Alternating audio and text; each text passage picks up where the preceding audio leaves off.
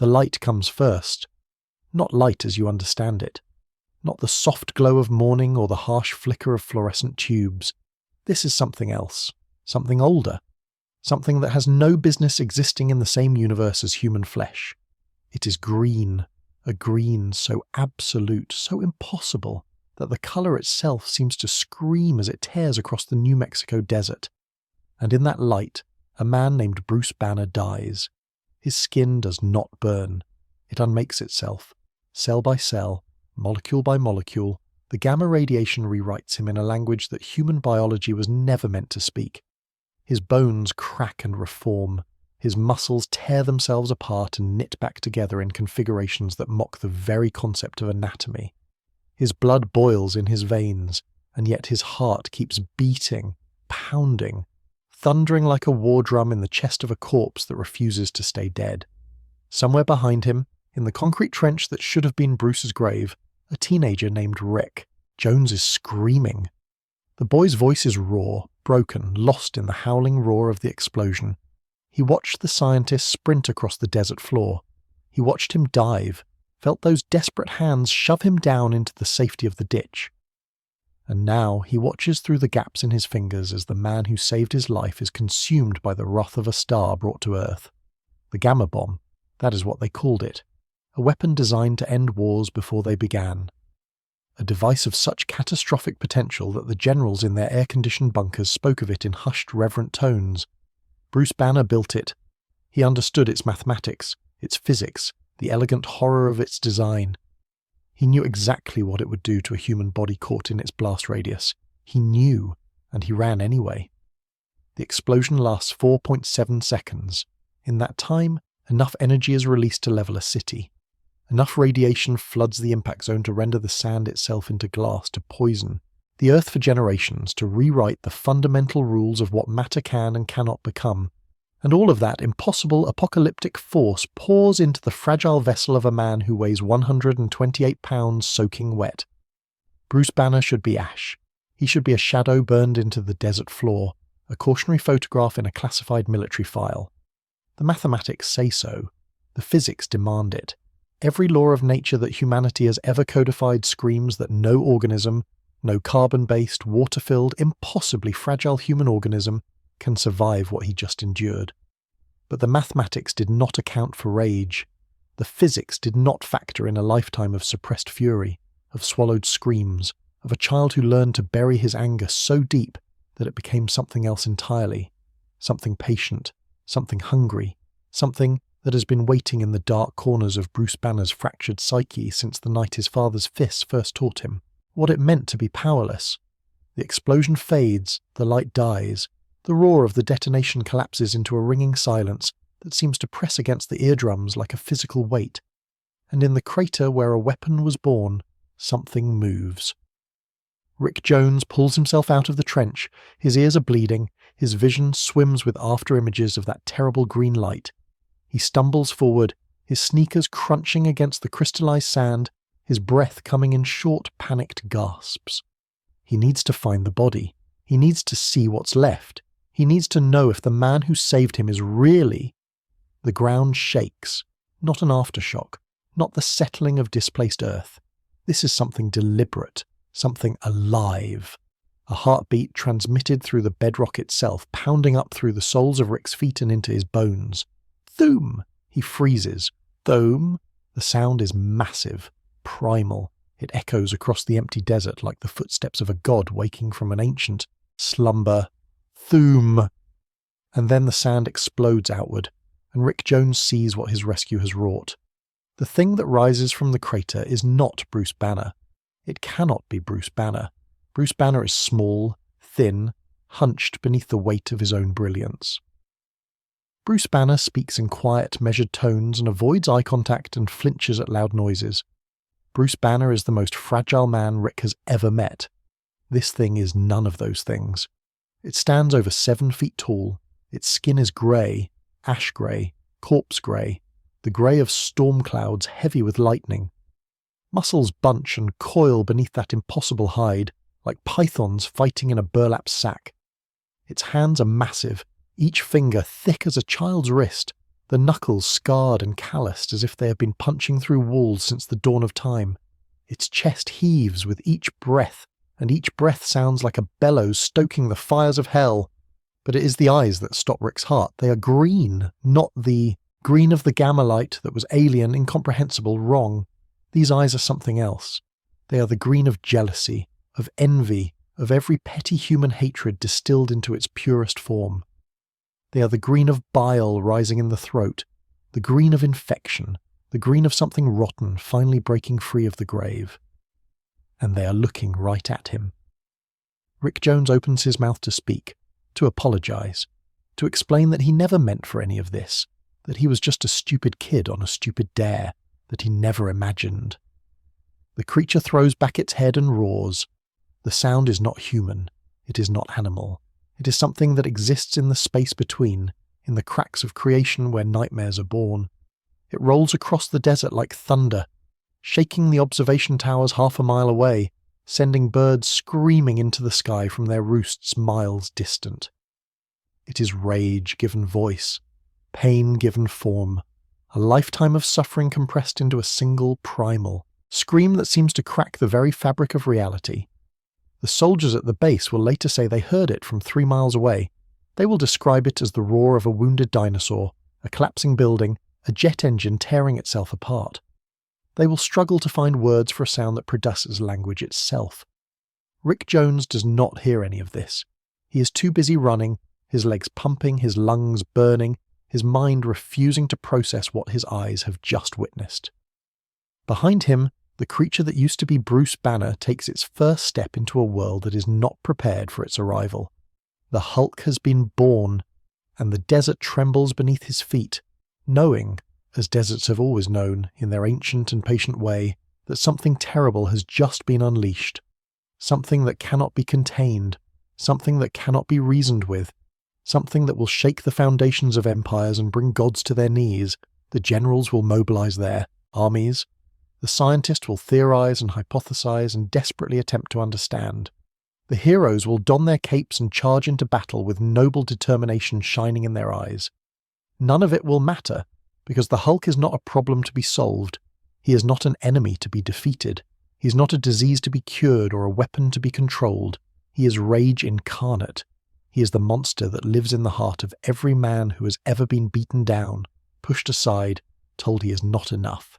He is the scream that Bruce Banner never allowed himself to voice, given flesh and bone and terrible, terrible strength, and he is just getting started. The desert wind howls through the crater where the gamma bomb detonated. Somewhere in the distance, alarms begin to wail. Searchlights sweep across the sand, hunting for answers they will never find. But Bruce Banner is gone now, swallowed by the darkness between heartbeats, buried beneath the weight of something far older and far more powerful than himself. In his place, a monster walks, and the world will never be the same.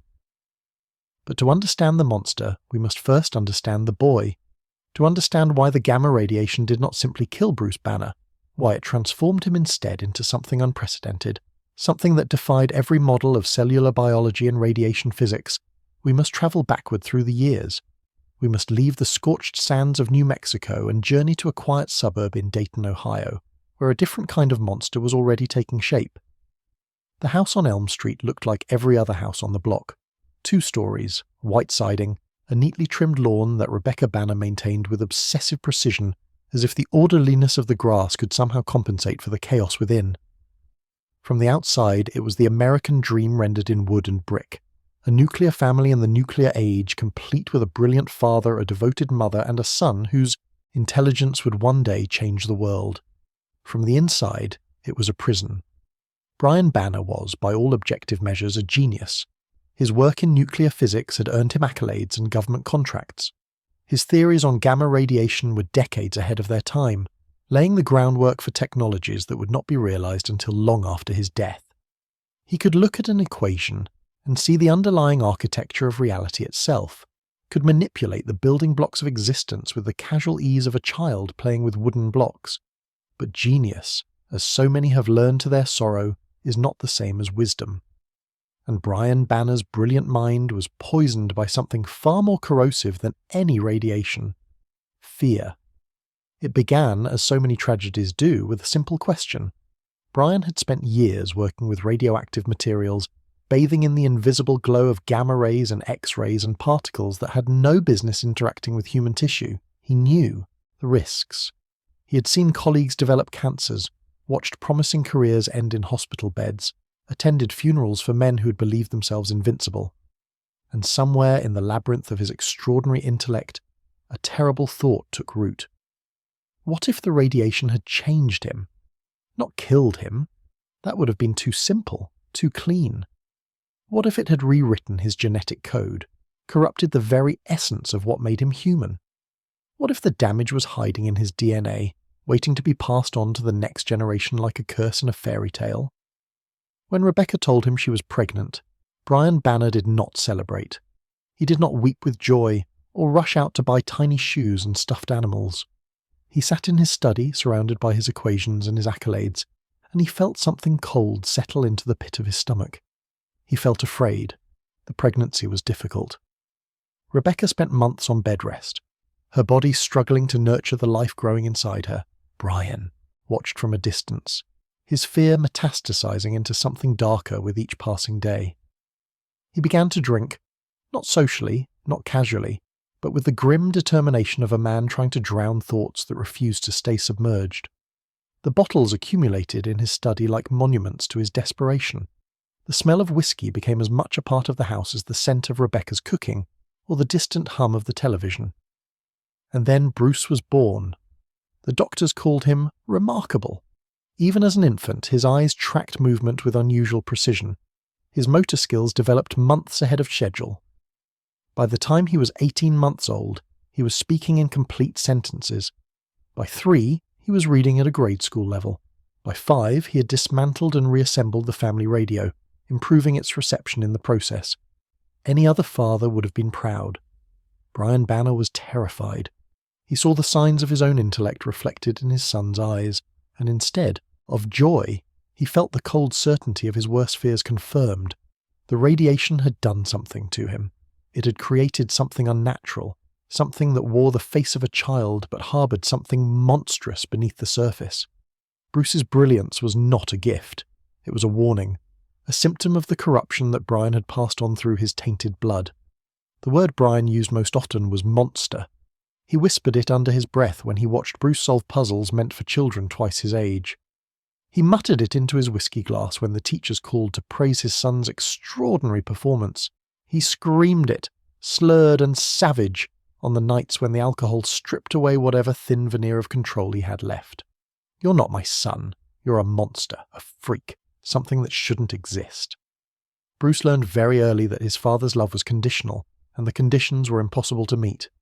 If he excelled, he was proving Brian's theories about genetic mutation. If he failed, he was defective, broken, worthless.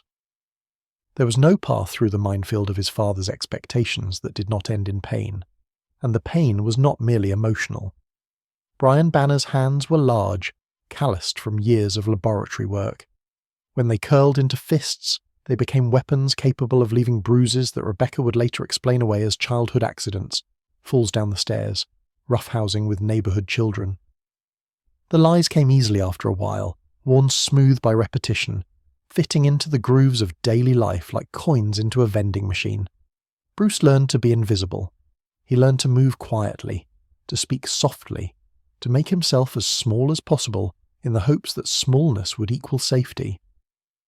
He learned to read his father's moods the way a sailor reads the weather, watching for the telltale signs of an approaching storm, the tightening of the jaw, the reddening of the face, the particular way Brian's hand would reach for the bottle when the pressure became too great.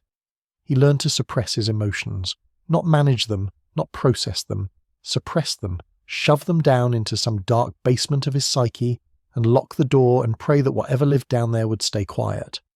Anger was dangerous. Anger provoked. Anger gave Brian an excuse to teach lessons that left marks hidden beneath clothing. So Bruce stopped being angry, at least on the surface, at least in any way that his father could see. But emotions do not simply disappear when we refuse to acknowledge them. They do not evaporate or fade or wither from neglect. They accumulate. They fester. They grow in the darkness like mushrooms in a cellar, feeding on the very repression that was meant to contain them. And somewhere in the depths of young Bruce Banner's mind, something was growing indeed. Rebecca Banner saw what was happening. She was not blind to her husband's cruelty, though she often wished she could be. She made herself a shield, placing her body between Brian's fists and Bruce's fragile form whenever she could. She whispered words of love and encouragement in stolen moments, trying to fill the void that Brian's hatred carved into their son's heart. She was the only warmth in Bruce's world, the only proof that kindness existed, that not all touch was meant to cause pain. She was his mother, his protector, his reason to believe that life might someday be different. But she was also trapped by economics, by social expectations, by the invisible chains that bound women of her generation to marriages that had long since curdled into something toxic. She could not leave. She could only endure and teach Bruce to endure alongside her, and hope that someday, somehow, they would both escape the prison they called home. Bruce's refuge was knowledge. When the house grew too dangerous, when Brian's footsteps echoed too heavily on the stairs, Bruce would retreat into books, science, mathematics, physics, the clean, predictable world of equations and theorems, where everything behaved according to rules that could be understood and mastered. In the pages of textbooks, he found a universe that made sense, a universe where actions had predictable consequences, a universe utterly unlike the one he inhabited, where punishment came without warning and love was indistinguishable from pain.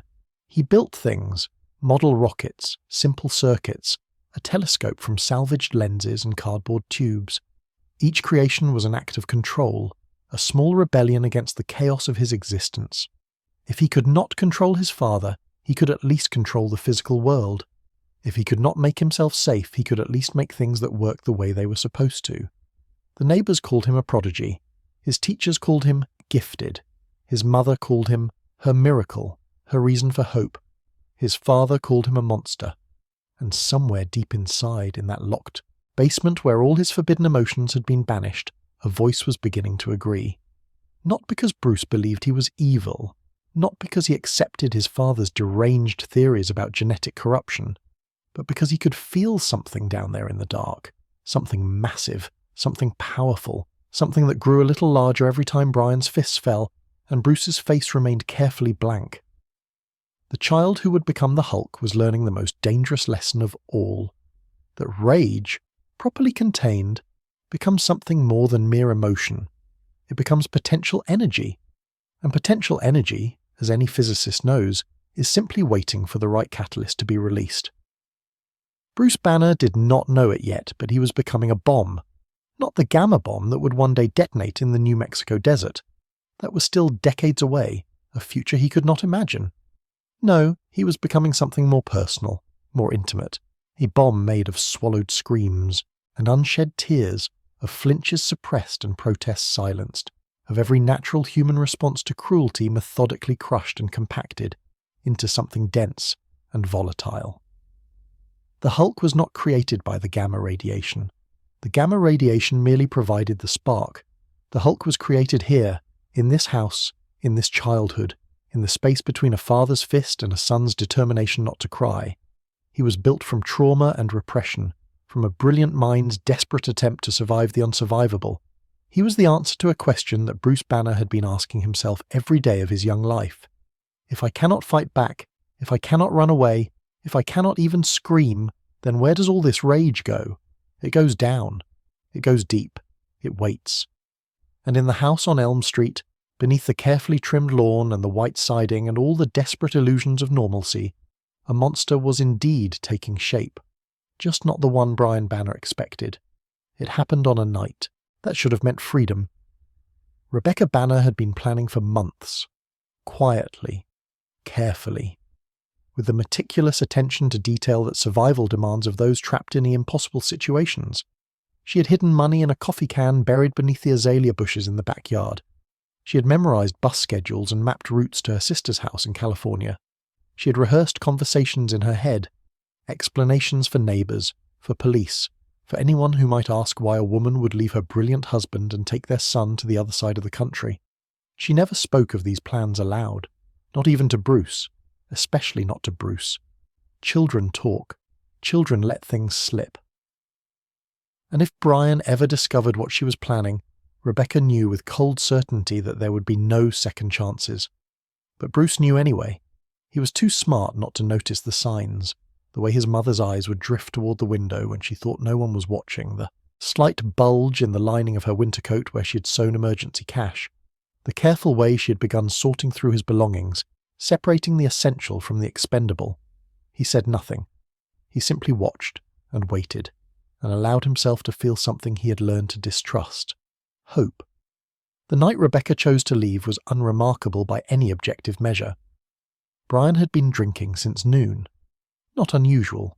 He had passed out in his study around 8 o'clock, also not unusual.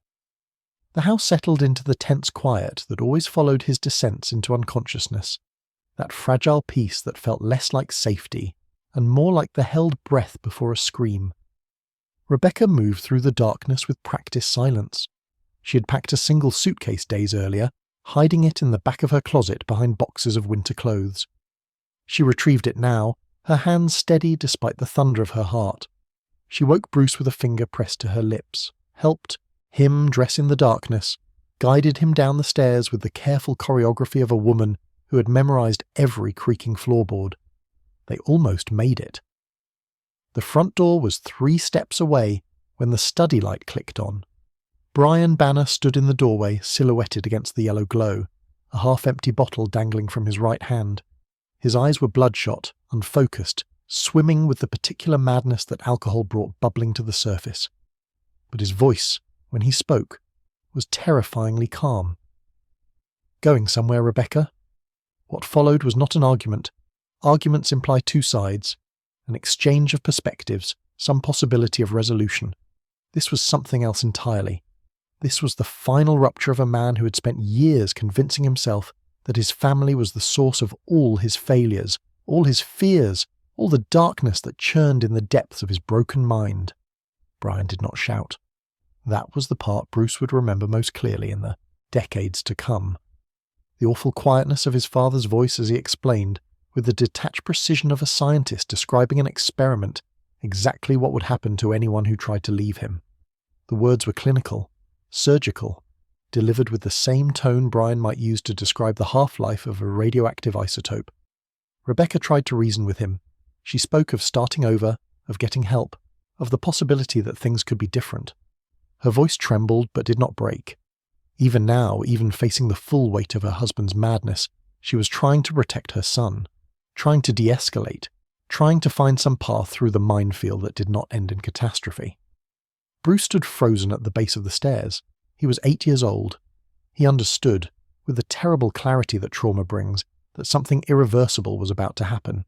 He wanted to run. He wanted to scream. He wanted to throw himself at his father, to claw and bite and fight, with every ounce of strength in his small body. But he had been trained too well. The lessons of years, stay quiet, stay still, stay invisible, held him paralyzed as surely as any chains. The first blow came without warning. Brian's fist connected with the side of Rebecca's head, and the sound it made was nothing like the sounds in movies. It was wet, heavy, final. She staggered, caught herself on the banister, turned to look at her son with eyes that held no fear, only a desperate, wordless apology for what he was about to witness. The second blow drove her to her knees. The third ended everything. Bruce watched his mother die. He watched the light leave her eyes, watched her body crumple against the hardwood floor, watched the blood begin to pool beneath her head in a spreading halo of crimson. He watched, and he felt something inside himself shatter. Not break, not crack, but shatter, like a window struck by a stone, fragmenting into 1,000 pieces that would never quite fit together again. His father turned to look at him. The bottle had fallen from Brian's hand at some point, though Bruce could not remember when. Those bloodshot eyes, so like his own, so terrifyingly familiar, fixed on him with an expression that might have been triumph or might have been terror. "Tell anyone," Brian said, "and I will kill you too." Bruce believed him. The police ruled it an accident. Rebecca Banner, they concluded, had fallen down the stairs in the middle of the night. A tragic domestic mishap. These things happened. The investigating officers noted the grieving husband, the shell-shocked son, The pristine house with its trimmed lawn and white siding. They saw what they expected to see. A family destroyed by misfortune rather than malice. Bruce said nothing. At the funeral he stood beside his father in clothes that did not fit properly, borrowed from a cousin he barely knew.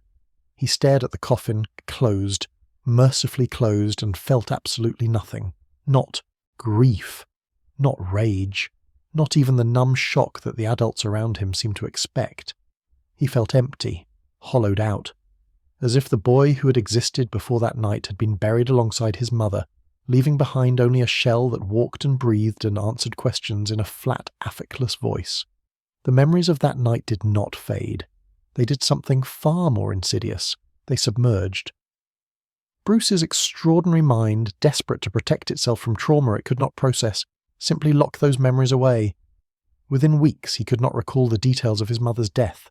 Within months he had constructed an elaborate false narrative, the fall, the accident, the terrible randomness of fate.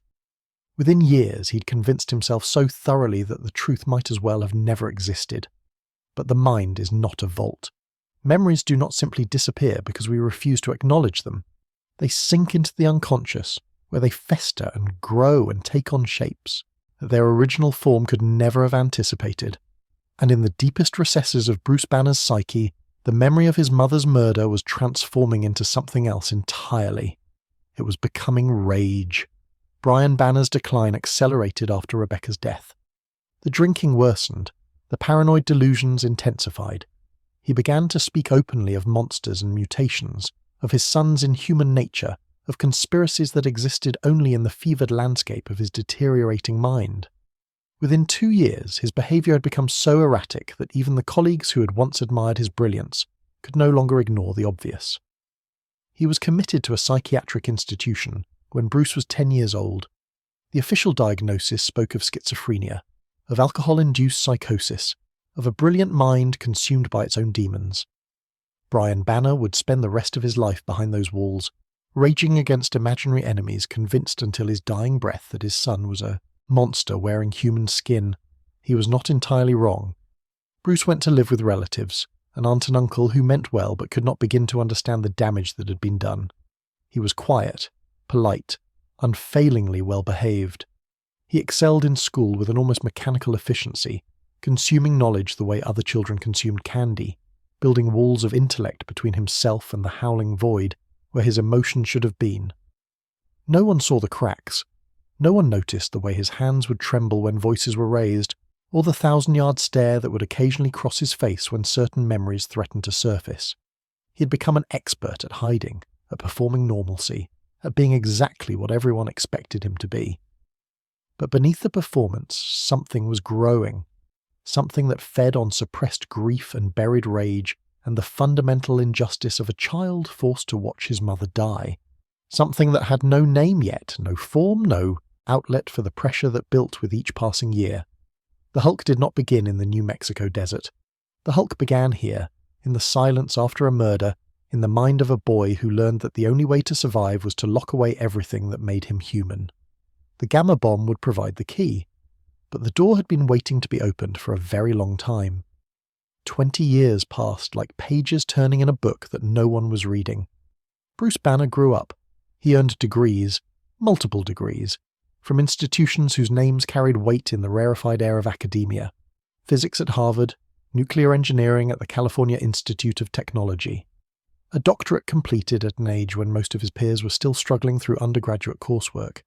He published papers that redefined the field's understanding of gamma radiation, theories so advanced that senior scientists dismissed them as fantasy until the mathematics proved irrefutable.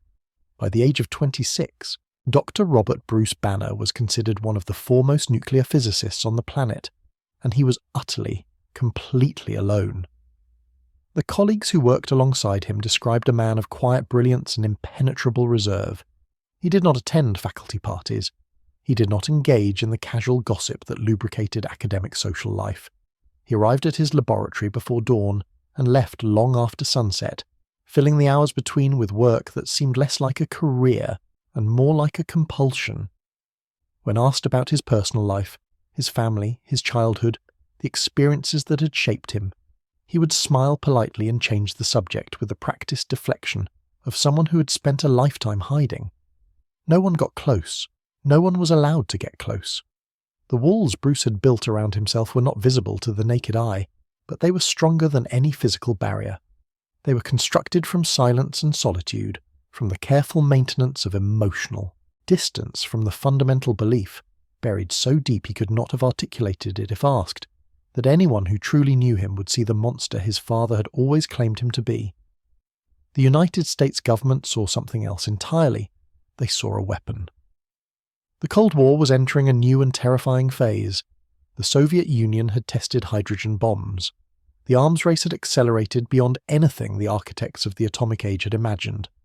Both superpowers were locked in a desperate competition to develop increasingly apocalyptic methods of destruction, each side convinced that only overwhelming force could guarantee survival in a world gone mad.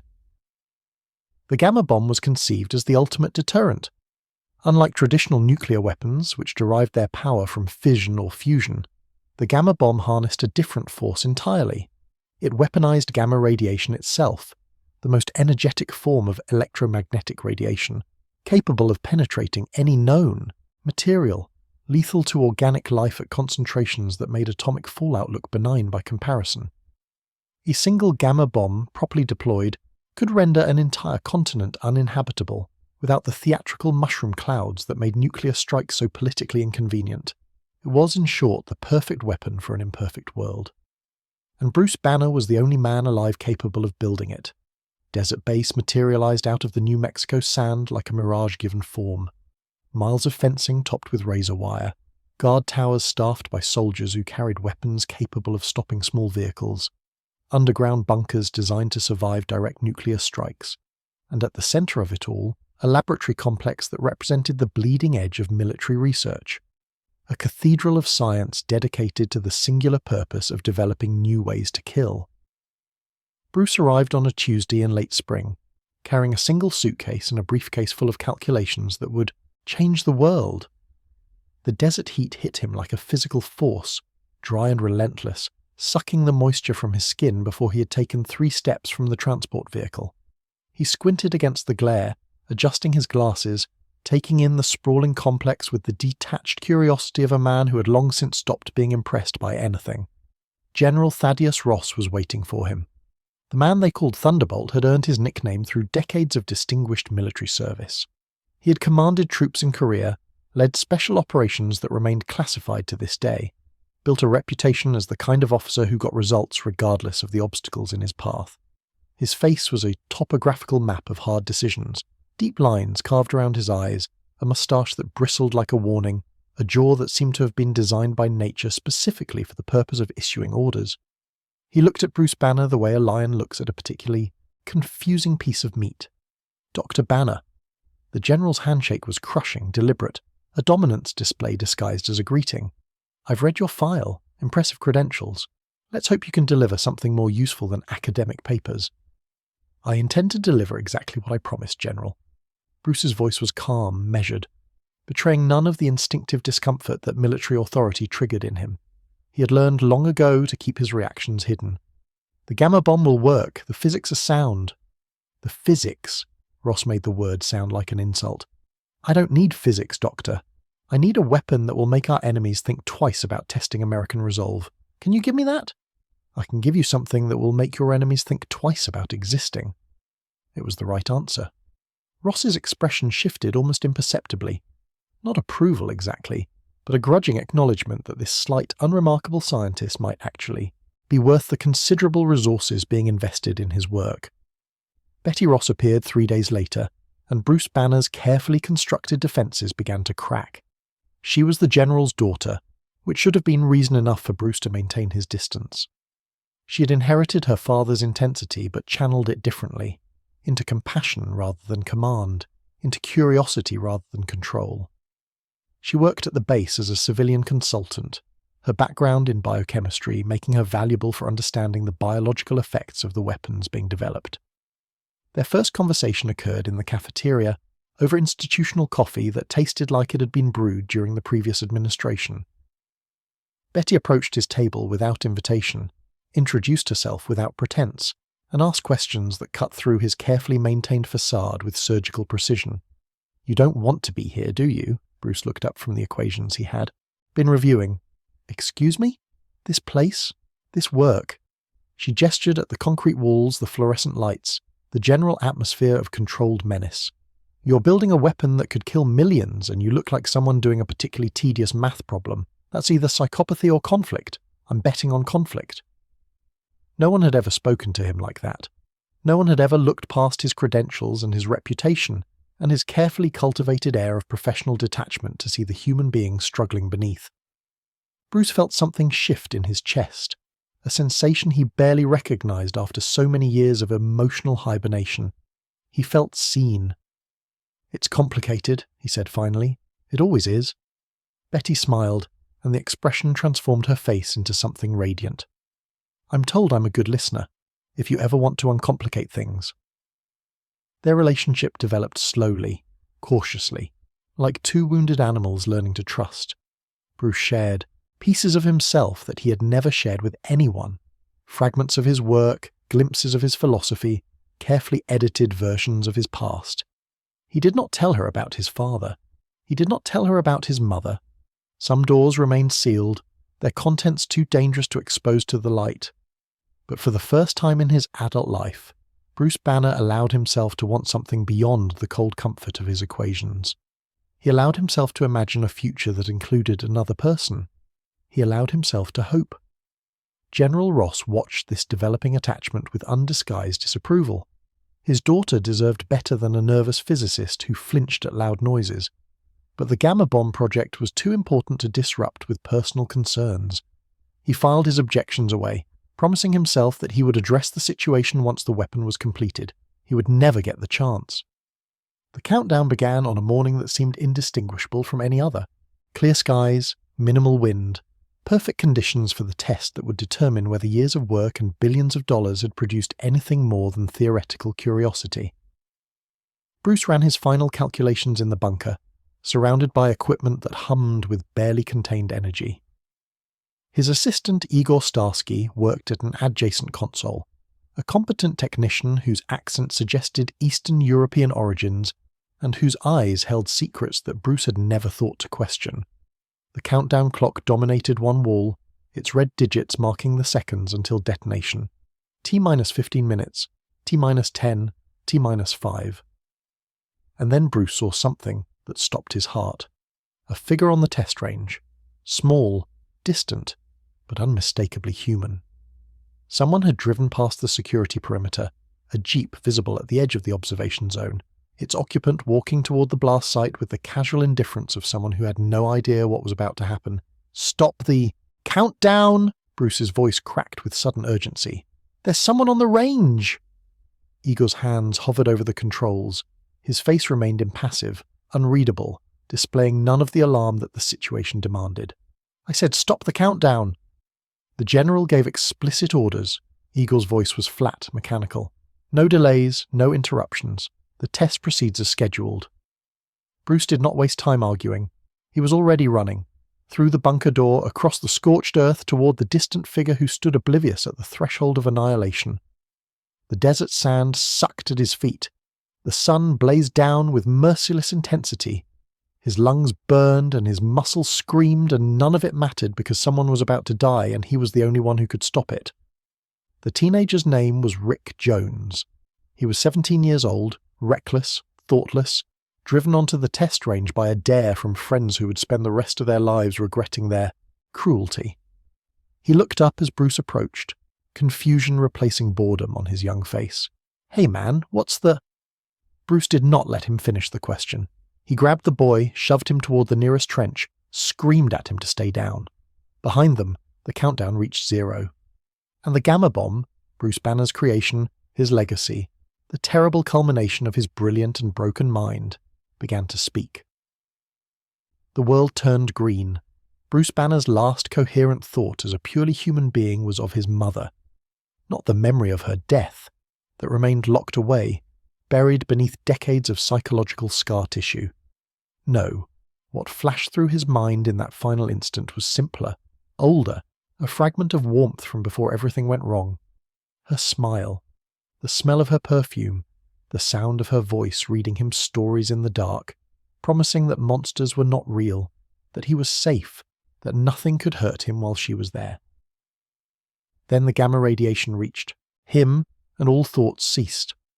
What happened next defied every model of physics, biology, and medical science that humanity had ever developed. The gamma rays, concentrated energy packets travelling at the speed of light, each one carrying enough force to shatter molecular bonds, struck Bruce Banner's body with the fury of a collapsing star. They should have killed him instantly. They should have torn through his cells like bullets through tissue paper, ionizing atoms, fragmenting DNA, reducing 128 pounds of brilliant physicists to a smear of carbonized residue on the desert floor. Instead, something else happened. The radiation did not destroy Bruce Banner's cells, it rewrote them.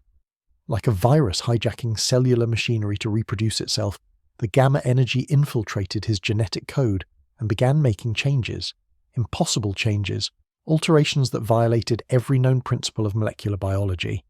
His DNA twisted into configurations that should not have been stable. His cellular structure reorganized itself around patterns that had no precedent in the 4 billion year history of life on Earth.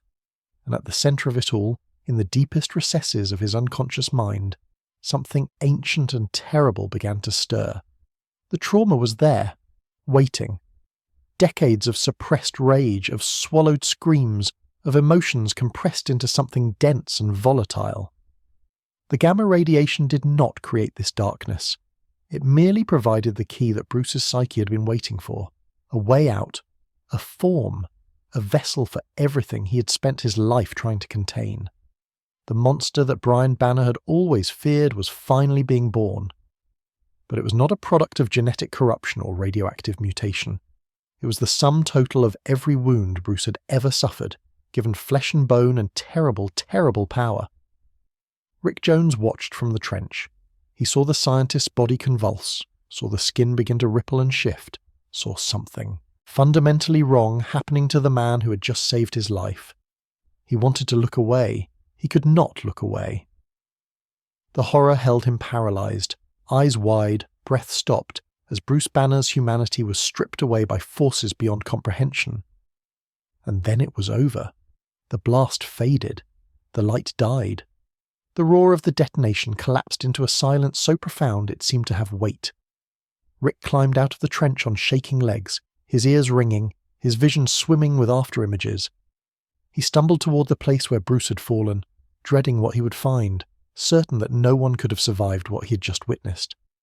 Bruce Banner lay face down in the scorched sand. His clothes were torn, burned in places, but his body appeared intact. No visible wounds, no obvious trauma, just a slight man in a ruined lab coat, unconscious but breathing, looking for all the world like someone who had simply decided to take a nap in the most inhospitable place imaginable. The military arrived within minutes. Soldiers in hazmat suits, Geiger counters clicking frantically, medical personnel rushing to assess the impossible survivor.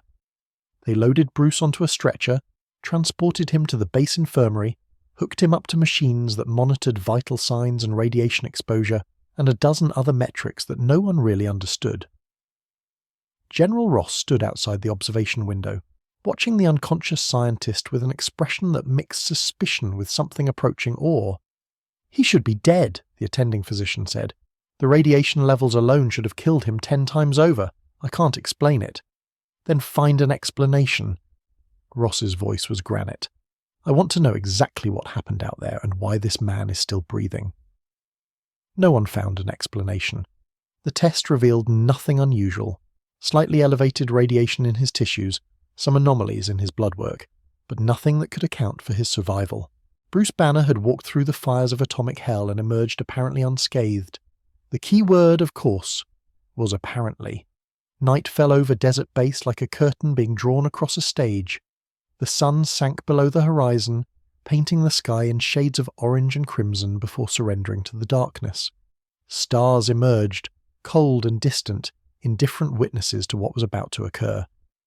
In the infirmary, Bruce Banner's vital signs began to change. It started with his heart rate. The steady beeping of the cardiac monitor accelerated slowly at first, then with increasing urgency. 60 beats per minute became 70. 70 became 90. 90 became 120, 150. A rhythm that should have indicated cardiac arrest, but somehow kept climbing. The nurse on duty noticed the anomaly and moved to check on her patient. She pulled back the curtain surrounding his bed, opened her mouth to ask if he was feeling all right, and never got the chance to finish the question. Bruce Banner's eyes snapped open. They were green, not the green of the gamma blast, but something deeper, something that seemed to glow with its own internal light. His face contorted, jaw-clenching, tendons standing out in his neck like steel cables. A sound emerged from his throat that started as a moan and built into something between a scream and a roar. His skin began to change colour. Grey.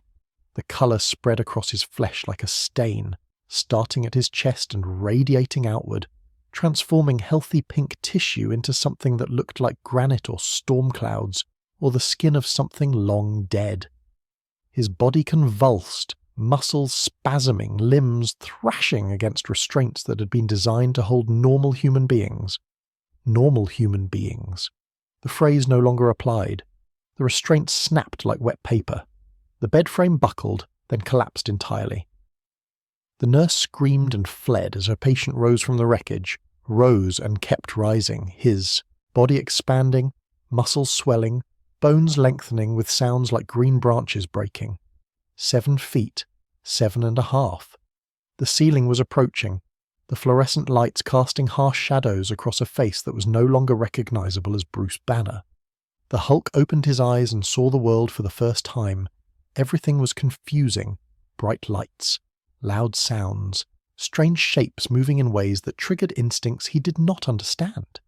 He felt wrong, trapped, constrained, surrounded by things that wanted to hurt him. The small rooms and sharp angles of the infirmary pressed against his consciousness like physical weights, triggering claustrophobic panic in a mind that had no context for such feelings. He needed out. He needed space. He needed to be somewhere that was not here. The wall did not so much collapse as cease to exist. One moment it was there, concrete and steel and decades of military engineering, and the next it was rubble, pulverized by a single swing of a fist that could reshape geography. Alarms began to wail, searchlights swept across the compound. Soldiers emerged from barracks, weapons ready, training their sights on the impossible figure that had just demolished a section of their base. The Hulk roared at them, not a challenge, not a threat, a warning, a primal vocalization that communicated in terms older than language, a simple and non-negotiable truth. Stay away. Most of them stayed away. A few did not. The bullets did nothing. They struck the Hulk's grey hide and flattened, falling to the ground like spent coins. He felt them, dim impacts like raindrops against stone. But they carried no meaning, posed no threat, warranted no response beyond mild irritation. These small things with their loud noises were not dangerous. They were simply in his way. Rick Jones watched from the shadows as the creature that had been Bruce Banner tore through the base's defences like a child destroying a sandcastle. He saw tanks, overturned, guard towers toppled, soldiers scattered like leaves before a hurricane. He saw power, raw, unlimited, terrifying power, wielded without direction or purpose, driven only by the desperate need to escape, and then, as suddenly as it had begun, it was over. The Hulk bounded into the desert night, each leap covering hundreds of feet, his massive form disappearing into the darkness beyond the base's perimeter. The alarms continued to wail. Fires burned in the wreckage he had left behind. Somewhere, General Ross was screaming orders that no one could follow. Dawn came. The sun rose over the New Mexico desert, painting the sand in shades of gold and amber. And in a dry riverbed 3 miles from Desert Base, a naked man with no memory of the previous night opened his eyes and wondered why his clothes were gone. Bruce Banner did not remember the transformation. He did not remember the destruction, the terror, the bullets bouncing off his skin. He remembered the gamma blast, remembered throwing Rick Jones into the trench, remembered the green light consuming him, and then nothing. A gap in his consciousness, a missing chapter in the story of his life. But when he looked down at his hands, small again, human again, trembling with exhaustion and confusion, he saw traces of grey beneath his fingernails, And somewhere deep inside, in that locked basement where all his forbidden emotions had been banished for so long, he felt something shift. Something that had been sleeping. Something that was now very, very awake. The truth would become clear soon enough. The cycle would establish itself. Human by day, monster by night. The transformation triggered by the setting sun like some cruel inversion of a fairy tale curse. Bruce Banner would learn what he had become, would understand the horror that lived inside him, would spend the rest of his life trying to contain something that could not be contained. But in that first morning after, lying in the sand with no memory and no explanation, he simply felt afraid. He did not yet know that the thing he feared most was himself. General Thaddeus Ross had built his career on the fundamental principle that every problem had a solution, and every solution involved the application of sufficient force. Insurgencies could be crushed, enemies could be eliminated, obstacles could be removed through the judicious deployment of men, material, and the unshakable will to see a mission through to its conclusion. The Hulk broke that principle over its knee and used the pieces to beat the General's worldview into unrecognizable fragments. In the days following the Gamma bomb test, Ross mobilized every resource at his command. Reconnaissance flights swept the desert in search patterns that covered thousands of square miles. Ground teams combed through arroyos and canyons, their Geiger counters clicking with residual radiation, their weapons ready for a confrontation that none of them truly believed they could survive. Intelligence analysts pored over eyewitness accounts, trying to construct a coherent picture of what had emerged from the blast site and where it might have gone. The descriptions they gathered were contradictory, fragmentary, the product of terrified minds struggling to process something beyond their comprehension. A grey giant, a walking earthquake, a monster that shrugged off tank shells and outran helicopters and left destruction in its wake like a force of nature given malevolent purpose. Some witnesses swore it was 7 feet tall, others claimed 10, 15, a height that grew with each retelling until the creature had achieved the proportions of myth. Ross did not care about the discrepancies. He cared about results, and results in this case meant finding the thing that had demolished a section of his base and ensuring that it never posed a threat to national security again. He did not yet know that the monster he hunted and the scientist he had recruited to build his weapon were the same person. Bruce Banner discovered the truth through a process of horrifying deduction. The gaps in his memory, the strange exhaustion that accompanied each morning after, the news reports describing destruction he could not remember causing but somehow knew, with sick certainty, had originated from his own transformed hands. The evidence accumulated until denial became impossible, until he was forced to confront the fundamental reality of what the Gamma bomb had done to him. He was the Hulk. The Hulk was him, and every night when the sun set, the monster emerged to remind the world of its existence. The early transformations followed a lunar rhythm that Bruce struggled to understand. Night brought the change, some alchemical reaction between darkness and his altered physiology that stripped away his humanity and replaced it with something primal. Morning brought restoration, but also confusion as he woke in unfamiliar locations with no memory of how he had arrived and no way to predict where the next night would take him. He tried to control it. Of course he tried to control it. Bruce Banner was a scientist, and scientists solved problems through observation, hypothesis, and experimentation. He isolated variables. He tracked the timing of transformations with obsessive precision.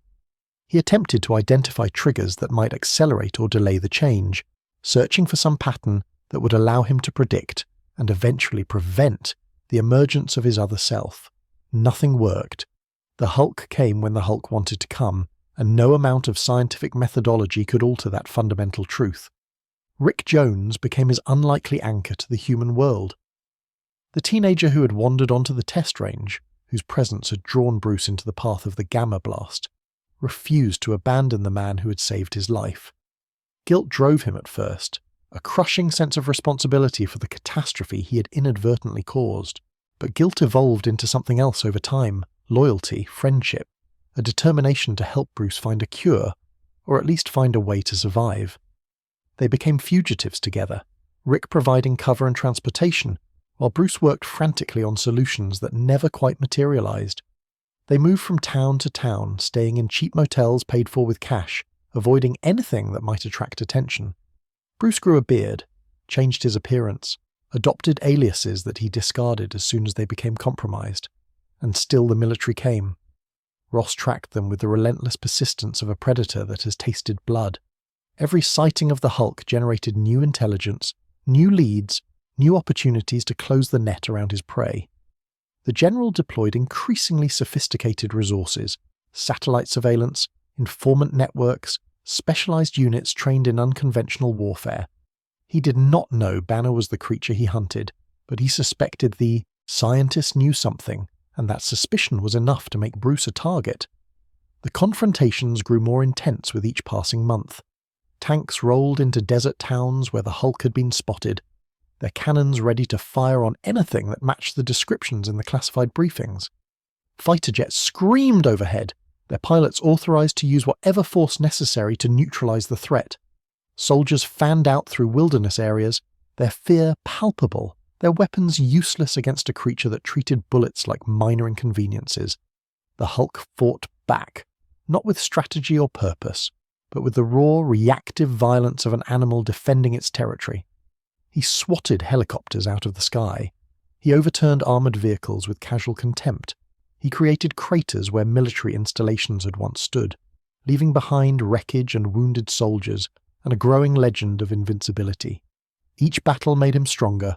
This was perhaps the most terrifying aspect of the creature's nature. The more punishment he absorbed, the more powerful he became. Rage fed his strength in some alchemical equation that defied physics. The angrier the Hulk got, the stronger the Hulk got. And in a world that seemed determined to make him very angry indeed, there appeared to be no upper limit to what he might become. The gargoyle was the first to recognize the Hulk's potential. His name had been Yuri Topolov before the radiation transformed him into something twisted and grotesque. A Soviet scientist working on his own gamma experiments, he had suffered a fate even crueler than Banner's. The radiation had amplified his intelligence to superhuman levels, while simultaneously deforming his body into a hunched, monstrous shape. He was brilliant now, capable of insights that dwarfed anything his former self could have imagined. He was also trapped in a form that made normal human existence impossible. The gargoyle saw in the Hulk a kindred spirit, another victim of Gamma's terrible gifts. He orchestrated the creature's capture, used technology to revert him to Banner's form, and for one brief moment the two men faced each other as fellow sufferers rather than enemies.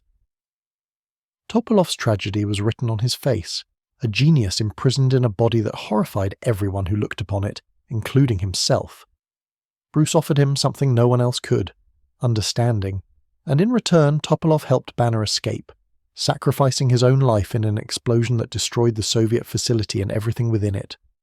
The gargoyle died as he had lived, a monster seeking redemption, finding it only in the final moments of his tortured existence. It was the first of many such encounters. The gamma bomb had created more than just the Hulk. Its radiation had scattered across the world, touching other lives, spawning other creatures, building a legacy of monsters that would haunt Bruce Banner for decades to come. Each one was a mirror, reflecting some aspect of his own tragedy back at him. Each one was a reminder that he was not unique in his suffering, merely the most powerful of the damned. Betty Ross watched from a distance that felt like miles even when she stood close enough to touch. She had learned Bruce's secret. How could she not, given the circumstances of their relationship and her own scientific training? She had seen him transform, had watched the man she loved disappear into something that bore no resemblance to human. And she had made a choice that would define the rest of her life. She stayed. Not because she did not fear the Hulk. She feared him terribly, viscerally, in ways that her conscious mind could barely acknowledge. But she loved Bruce Banner more than she feared his other self, and that love became an anchor that kept both of them tethered to hope. When the world saw only a monster, Betty saw the man struggling to contain it. When her father deployed armies to destroy the creature, she worked in secret to protect the person trapped inside. Their relationship became a fault line running through the Ross family. General Thaddeus Ross could not understand his daughter's attachment to a man he increasingly suspected of harbouring the enemy. Betty could not abandon someone whose only crime was surviving a disaster he had never asked for. The tension between duty and love, between father and daughter, would shape both of their lives in ways none of them could have predicted. And through it all, Bruce Banner kept searching for a cure that seemed to recede further with every step he took toward it. The worst moments came in the quiet hours, the times between transformations, when Bruce was fully himself and fully aware of what he had become. He would sit in an anonymous motel room staring at walls stained by decades of desperation and contemplate the mathematics of his existence. The Hulk caused destruction. The Hulk endangered lives. The Hulk was a threat to everyone Bruce had ever cared about and millions of people he would never meet. The logical solution was obvious. Terrible, but obvious. Bruce Banner tried to kill himself on 7 separate occasions during those early years. The first time, he used a gun, pressed the barrel against his temple in a Fleabag motel outside of Tucson, finger tightening on the trigger, mind empty of everything except the cold certainty that this was the only way to protect the world from what he had become. The hammer fell. The firing pin struck. And in the microsecond before the bullet could complete its journey, something else took over. He woke up 3 hours later in the desert, naked and confused, the gun a twisted piece of metal somewhere in the wreckage behind him. The Hulk had emerged at the moment of crisis, transforming fast enough to deflect the bullet, refusing to let its host die regardless of his wishes. The second time involved pills, the third, a razor, the fourth, a deliberate walk into oncoming traffic. Each attempt ended the same way, the Hulk rising at the last possible moment, preserving the life that Bruce had tried to end, ensuring that the cycle would continue whether he wanted it to or not. He was trapped. Not in a cage of steel and concrete, but in something far more inescapable. His own survival instinct had been weaponized against him, transformed into a failsafe that prevented him from finding the peace of oblivion. The monster that destroyed everything it touched had one sacred purpose: keeping Bruce Banner alive so that it could continue to exist. A prison without walls, a sentence without end, a life that had become its own punishment. And in the darkest hours of those fugitive nights, Bruce Banner learned a truth that would haunt him for decades. The Hulk was not his enemy. The Hulk was not his curse. The Hulk was him, the parts of himself he had spent a lifetime denying, given form and power, and an absolute refusal to surrender. He could not kill the monster because the monster would not let him die. And so he kept running, kept searching, kept hoping that somewhere, somehow, there was a cure waiting to be discovered. The world gave him no reason to believe. But Bruce Banner had built his entire life on believing in impossible things. He was not ready to stop now. Elizabeth Ross learned to love dangerous things long before she met Bruce Banner. Growing up as the daughter of Thaddeus Ross meant understanding, from an impossibly young age, that the people you cared about might not come home. It meant birthday parties interrupted by emergency deployments. It meant holidays spent waiting by the phone, wondering if this would be the Christmas that a uniformed officer appeared at the door with condolences and a folded flag.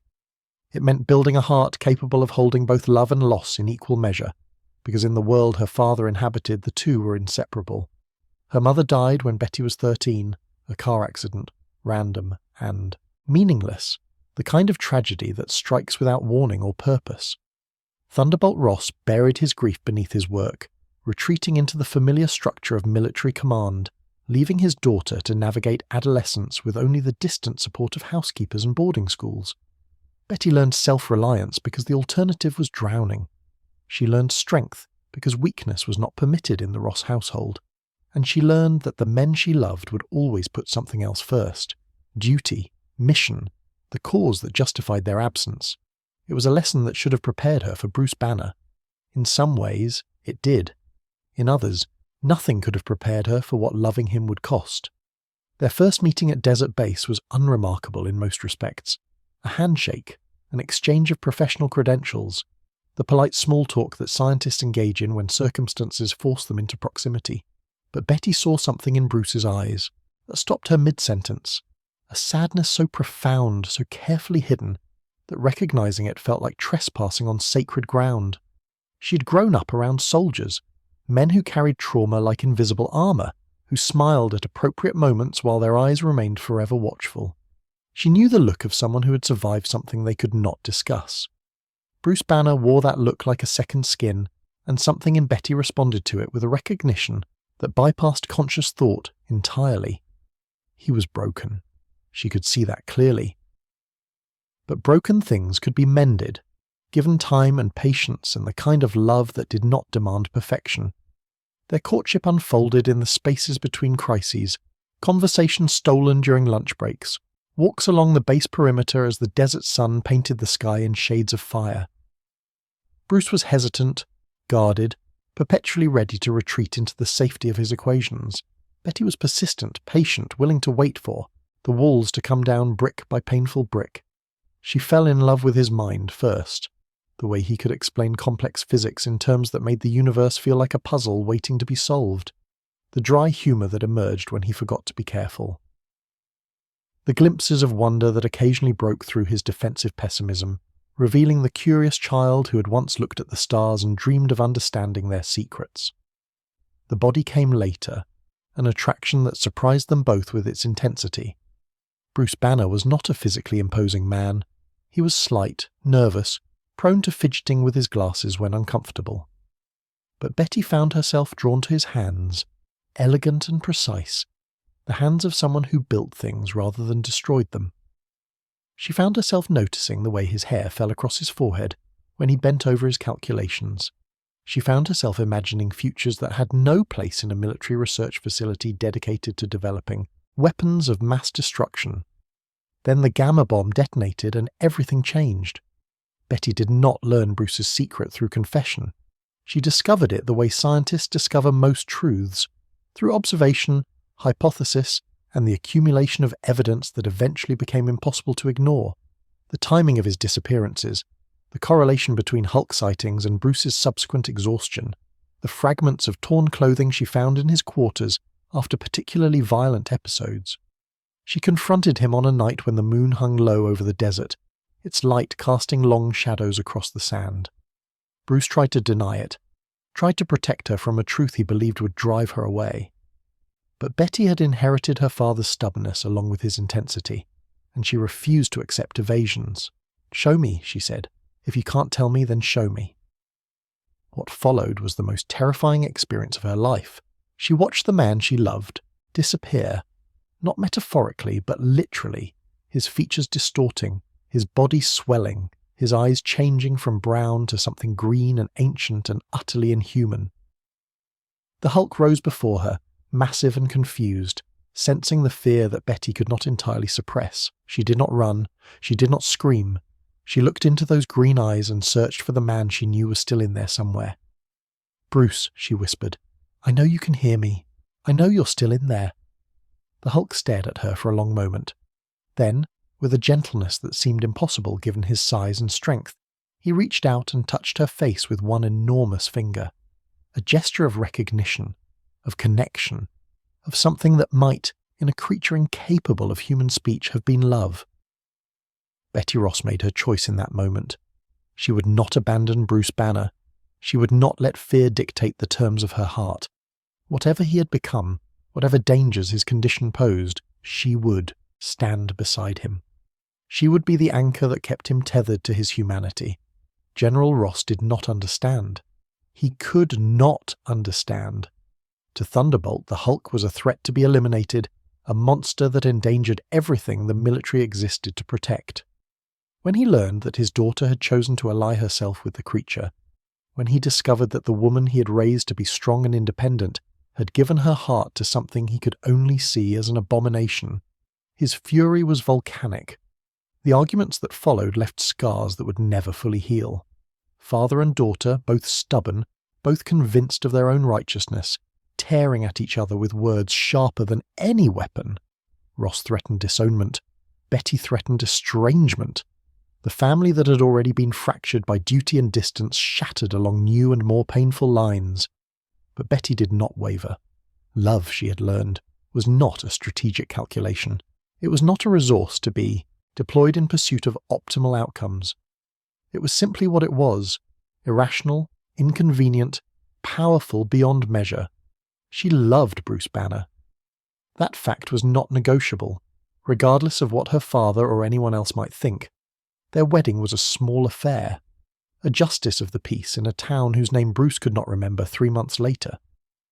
Rick Jones served as witness. No family attended. No flowers decorated the simple room where they exchanged vows that felt both inadequate and infinite. For a brief, shimmering moment, happiness seemed possible. Bruce had achieved a measure of control over his transformations through sheer force of will. Betty had established herself as an independent woman, no longer defined by her father's shadow. They spoke of futures, a house somewhere quiet, children perhaps, the normal life that both of them had been denied by circumstance. The pregnancy ended those dreams. Betty's body had been exposed to gamma radiation through her proximity to Bruce. Not enough to transform her, but enough to affect the child growing inside her. The miscarriage came in the second trimester, a loss so devastating that neither of them could speak of it for years afterward. The doctors used clinical terms, discussed cellular abnormalities and chromosomal damage, but their words meant nothing against the weight of grief that settled over the Banner household. Bruce blamed himself. Of course he blamed himself. Every tragedy in his life, every moment of suffering traced back to the gamma bomb and the monster it had created. Now his very presence had cost Betty the child they both wanted. His love had become poison, corrupting everything it touched. Betty refused to let him spiral. She held him through the dark nights, whispered reassurances against his skin, reminded him again and again that she had chosen this life with full knowledge of its costs. The loss was hers too, their shared grief, their shared burden. She would not let him carry it, alone. But the universe, it seemed, was not finished testing them. The abomination came for Betty on an evening that had begun like any other. Emil Blonsky, transformed into something even more monstrous than the Hulk, harbouring a hatred that had curdled into obsession. He could not destroy Bruce Banner directly. The Hulk was too powerful, too resilient. But he could hurt him through the people he loved. Betty's death was reported as poisoning, radiation exposure, the coroner said, though the source remained mysterious. Bruce held her hand as she faded, watched the light leave eyes that had looked upon his worst self and seen only the man she loved. The grief that followed was oceanic, a drowning weight that pulled him into depths from which escape seemed impossible. The Hulk's rage in the aftermath levelled city blocks, a wordless scream of loss that the creature could not articulate but felt with every fibre of its being. Betty had been the one person who saw past the monster. The one human who treated him with kindness rather than fear. Her death left a void that no amount of destruction could fill. Years passed. Bruce survived, though survival felt like punishment rather than blessing. He continued his work, his running, his endless search for a cure that seemed more distant than ever. And then Betty returned, resurrected through means that defied explanation, transformed into something new, the Red She-Hulk, powerful and fierce in ways her previous self could never have imagined. The reunion was complicated, fraught with questions neither could fully answer.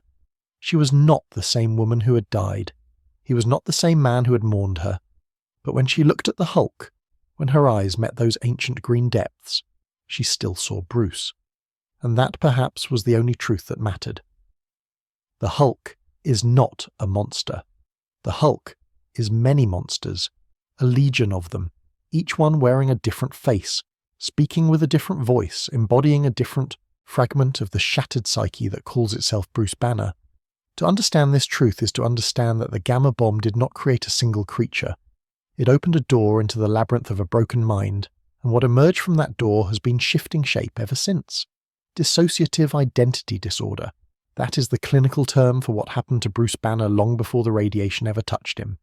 The trauma of his childhood, the abuse, the murder, the systematic destruction of everything that should have made him feel safe, fractured his consciousness into pieces that developed independently of one another. Different selves, walled off from each other, each one carrying a portion of the emotional burden that would have destroyed a unified mind. Most people with this condition manifest their alternate identities in subtle ways, changes in voice, in posture, in personality. The shifts are psychological rather than physical, internal rather than external. Bruce Banner's alters remained hidden for decades, suppressed so thoroughly that even he did not know they existed. Then the gamma bomb provided them with bodies. The savage Hulk is the one the world knows best. Green skin stretched over impossible muscles, a face twisted into a permanent expression of rage, a vocabulary limited to simple declarations, Hulk smash, Hulk strongest there is, puny humans leave Hulk alone, that belie the complex emotions churning beneath the surface. But simplicity should not be mistaken for emptiness. The savage Hulk is not mindless. He is childlike, a crucial distinction that changes everything about how we understand his behavior. His rages are not the calculated violence of a predator. They are the tantrums of a frightened child, lashing out at a world that has given him every reason to believe it means him harm. This persona emerged from the part of Bruce that never got to be young. The child who learned to suppress every natural emotion, who was taught that expressing himself would result in punishment, who buried his innocence so deep that it had to find another way to exist. The savage Hulk is that innocence, twisted by circumstance into something terrible. He wants what every child wants: safety, acceptance, love. But he has been given the power of a god and the emotional regulation of a toddler. When the savage Hulk cries, as he sometimes does in the quiet moments between battles, he is mourning a childhood that was stolen from him. When he rages against the soldiers and tanks sent to destroy him, he's fighting back against every adult who ever hurt him and faced no consequences. He is primal and pure, uncorrupted by the compromises that define adult existence. He's also, in his way, the most innocent of all the Hulks, the most honest, the most true. The Grey Hulk emerged first, though the world would not understand this for many years. In those initial transformations following the Gamma Bomb, the creature that rose from her, Bruce Banner's unconscious was not green but grey, a slightly smaller, significantly more cunning version of what would come later. This was not a child. This was a shadow. Where the savage Hulk represents Bruce's buried innocence, the Grey Hulk represents his repressed desires, the things he wanted but would not allow himself to have: power over his circumstances, freedom from moral constraints, the pleasure of indulging appetites that his conscious mind considered shameful. The Grey Hulk is a D-given form, selfish, hedonistic, concerned primarily with his own gratification. He would later adopt the name Joe Fixit, a persona that perfectly encapsulates his nature. In Las Vegas, wearing tailored suits and working as an enforcer for casino bosses, the Grey Hulk found an environment that rewarded his particular talents. He enjoyed violence. He enjoyed women. He enjoyed the simple pleasures of power exercised without apology. He was everything Bruce Banner refused to be: confident, aggressive, unapologetically self-interested. But even Joe Fixit carries wounds. His cynicism is armor, protecting him from the vulnerability that comes with genuine connection. His hedonism is escapism, a way of avoiding the deeper questions that haunt all of Bruce's fractured selves. He pretends to be simple, but his simplicity is a performance, a mask worn by a being who understands far more than he admits. The Professor Hulk represented, for a time, the hope that these warring selves could be unified. Dr. Leonard Sampson was the architect of this temporary peace. A psychiatrist who had been exposed to gamma radiation himself, gaining green hair and superhuman strength in the process, Sampson understood Bruce's condition in ways that purely human therapists could not. He saw the Hulk not as a disease to be cured, but as a collection of survival mechanisms that needed to be integrated rather than eliminated. Through years of therapy, hypnosis, and psychological work that pushed the boundaries of his profession, Sampson helped Bruce achieve something unprecedented. The savage Hulk, the Grey Hulk, and Bruce Banner merged into a single entity. The Professor Hulk possessed Banner's intellect, the Grey Hulk's confidence, and the savage Hulk's strength. He was, in theory, the best of all worlds, a complete person, finally whole after decades of fragmentation. For a time, it worked. The Professor Hulk joined the Pantheon, a group of immortal heroes who operated from a hidden base beneath the Nevada desert. He became a leader, a strategist, a hero who used his intelligence as readily as his fists. He maintained relationships. He made plans. He lived something approaching a normal life, insofar as any gamma-powered being could claim normalcy. But integration is not the same as healing. The other personas had not disappeared. They had merely been suppressed, pushed down into the depths of Bruce's psyche where they continued to exist, waiting for cracks in the unified facade. The Professor Hulk was a truce, not a victory, and truces, as history repeatedly demonstrates, are temporary arrangements. The Guilt Hulk lurked in those depths, too terrible to face directly. This persona manifested as Bruce's self-loathing given physical form, a twisted demonic version of the Hulk that represented every terrible thing Bruce believed about himself. It appeared during psychological crises, when Bruce's carefully maintained defences weakened enough for the darkest aspects of his nature to surface. The Guilt Hulk did not want to destroy the world. It wanted to destroy Bruce Banner. It was the voice that whispered he was worthless, that everything was his fault, that he deserved the suffering he experienced. It was the internalized abuse of his father, transformed into a monster that attacked from within rather than without. And then there was the Devil Hulk. For years, this persona appeared as exactly what its name suggested, a sinister reptilian version of the Hulk who seemed to embody pure evil. Bruce believed the Devil Hulk was the darkness at his core, the irredeemable monster that proved his father had been right all along. He feared this aspect of himself more than any external enemy. But the truth was more complicated, as truth always is. The Devil Hulk was not evil. He was protective, fiercely, absolutely, unconditionally protective of Bruce Banner. He had emerged in response to a childhood without safety, without a father who could be trusted, without anyone who put Bruce's welfare above their own needs. The Devil Hulk was the parent Bruce never had, the guardian who would destroy anything and anyone that threatened his charge. His appearance was terrifying because protection sometimes requires terror. His methods were ruthless because gentleness had never kept Bruce safe. He was everything Brian Banner should have been and failed to be. A father who loved without condition, who defended without hesitation, who existed solely to ensure that his child survived. The revelations of the Immortal Hulk era would complicate this understanding further, revealing connections to cosmic forces that transformed the Devil Hulk into something far stranger than a mere psychological construct.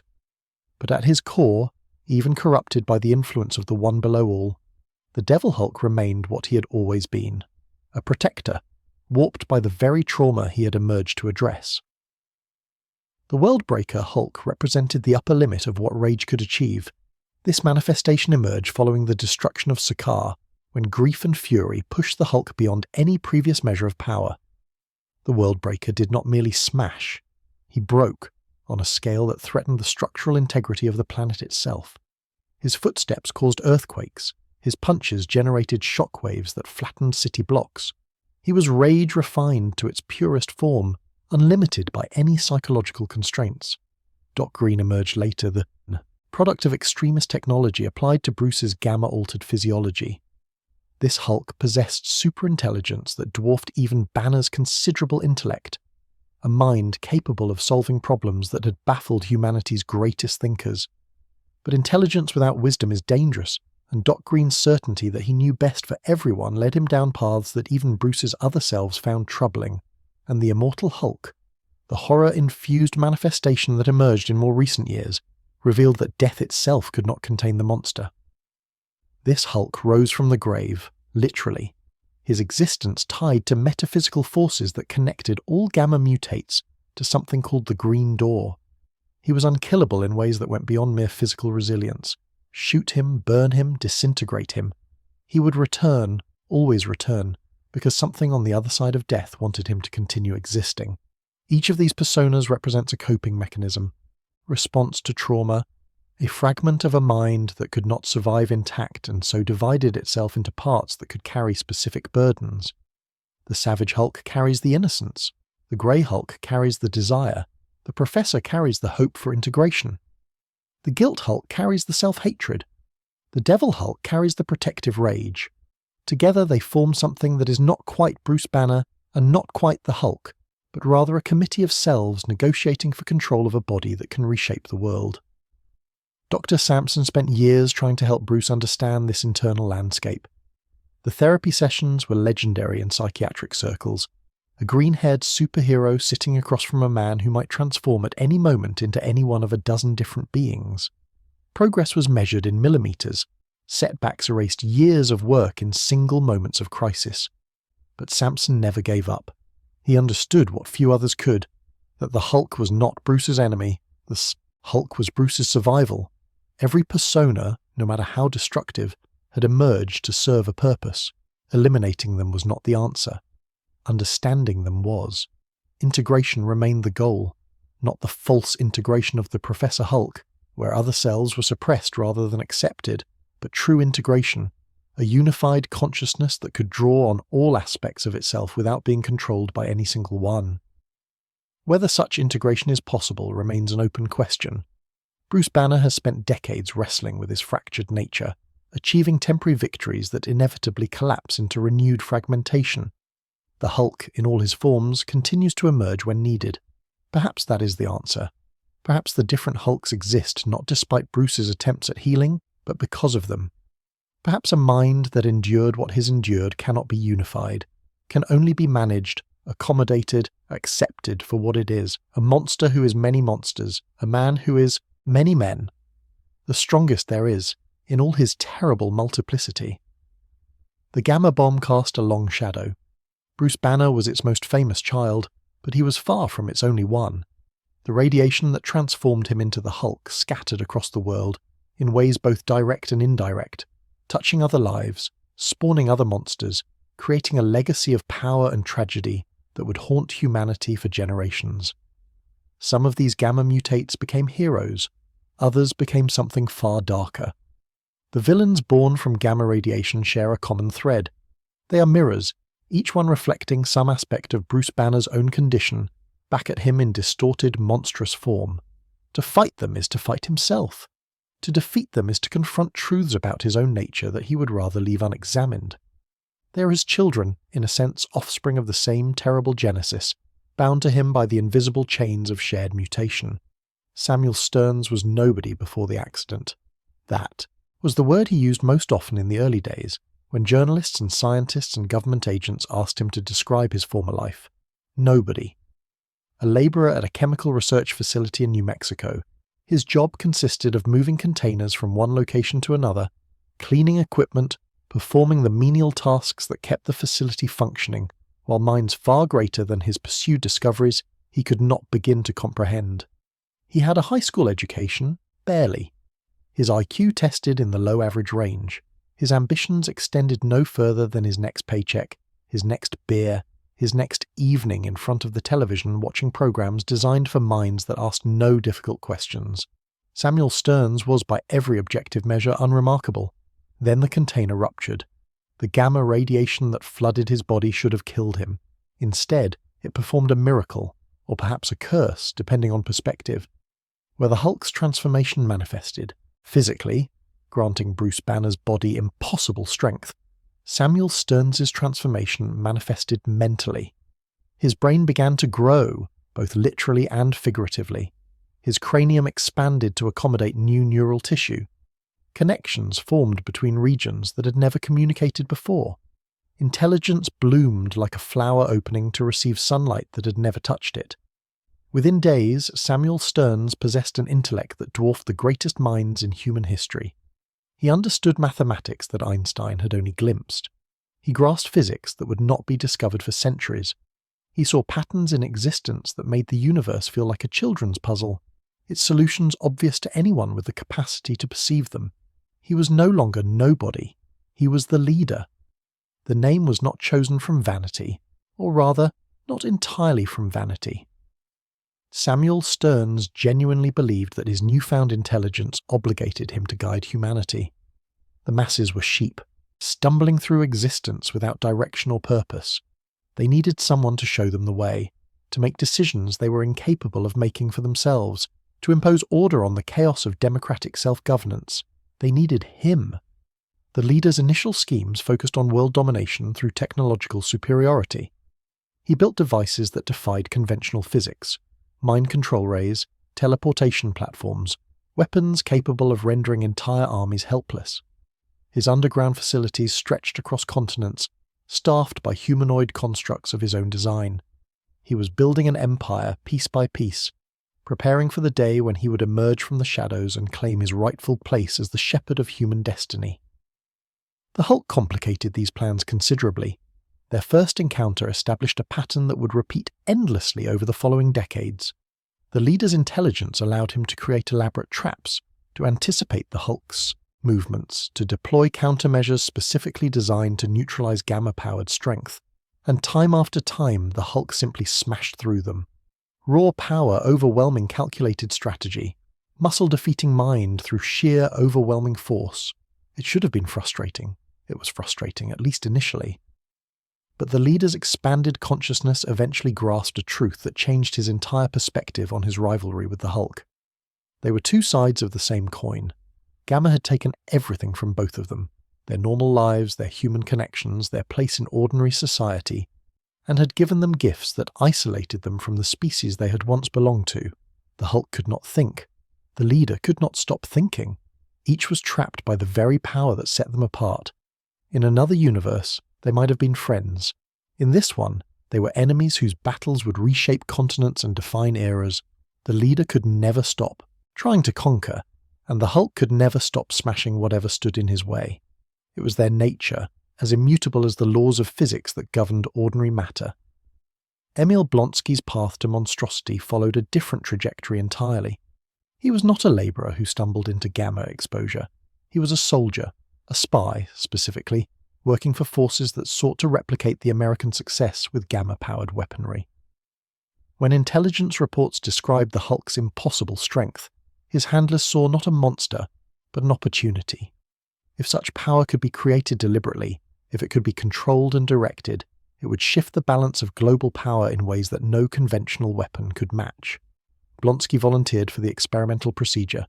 He was not coerced or tricked. He understood the risks and accepted them willingly, driven by a combination of patriotic duty and personal ambition. He wanted to be strong, he wanted to be feared, he wanted to become something that could stand against the Hulk and emerge victorious. The scientists who performed the procedure used a combination of gamma radiation and biochemical enhancement derived from incomplete data about Bruce Banner's transformation. They succeeded beyond their wildest expectations and their darkest fears. The creature that emerged from the gamma chamber was not the Hulk. It was something worse. The abomination stood nearly 10 feet tall, his body a grotesque sculpture of scales and muscle that made the Hulk look almost human by comparison. His strength exceeded the Hulk's baseline levels. In a fair fight before Rage had time to amplify the Hulk's power, the abomination was simply stronger. His mind remained intact, Blonsky's tactical training and military discipline preserved within the monstrous form. But there was a cost. There is always a cost. Emil Blonsky could not change back. The Hulk's transformations, for all their terror, at least offered the promise of remission. Bruce Banner existed between episodes, walking through the world in his own skin, experiencing human connection and human pleasure and human normalcy. The abomination had no such respite. Blonsky was trapped permanently in his monstrous form, unable to return to the life he had sacrificed for power, unable to touch another person without risking their destruction. The irony was bitter enough to poison whatever satisfaction his strength might have provided. He had become exactly what he wanted, a creature capable of matching the Hulk, and that becoming had cost him everything else. He could never go home. He could never see his family. He could never walk down a street without causing panic, never enter a building designed for human proportions, never experience the simple pleasures that he had taken for granted before his transformation. His hatred for the Hulk curdled from professional rivalry into something far more personal. Banner could be human when he chose. Banner could have relationships, careers, moments of peace. Banner could escape what he had become, even if only temporarily. Blonsky was denied even that small mercy. The battles between Hulk and Abomination became legendary among those who tracked such things.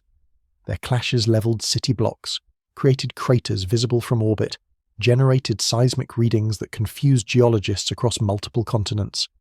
The Abomination's tactical mind against the Hulk's escalating rage, discipline versus fury, strategy versus raw, unlimited power. The Hulk won more often than he lost. The angrier he got, the stronger he got, an equation that the Abomination could not match. Blonsky's strength was fixed, impressive but static, while the Hulk's potential seemed to have no ceiling. Push him hard enough, hurt him badly enough, and he would simply become strong enough to overcome whatever challenge he faced. But victories against the abomination were never clean. They left scars, physical and psychological, on the Hulk and on the cities that hosted their confrontations, and Blonsky always survived, always escaped, always returned, his hatred refined by each defeat into something purer and more deadly. When Betty Ross died, poisoned, the evidence suggested, by gamma radiation, the abomination was the primary suspect. The method matched his capabilities. The motive was obvious. Killing the woman Bruce Banner loved was exactly the kind of wound that Blonsky would inflict, striking at his enemy through the heart rather than the fists. The truth would prove more complicated, as truth always does. But for years, Bruce Banner believed that the abomination had murdered his wife. That belief fueled rages that pushed the Hulk to new extremes of violence, transformations so severe that even gamma-hardened flesh struggled to contain the fury. Hatred became the foundation of their relationship.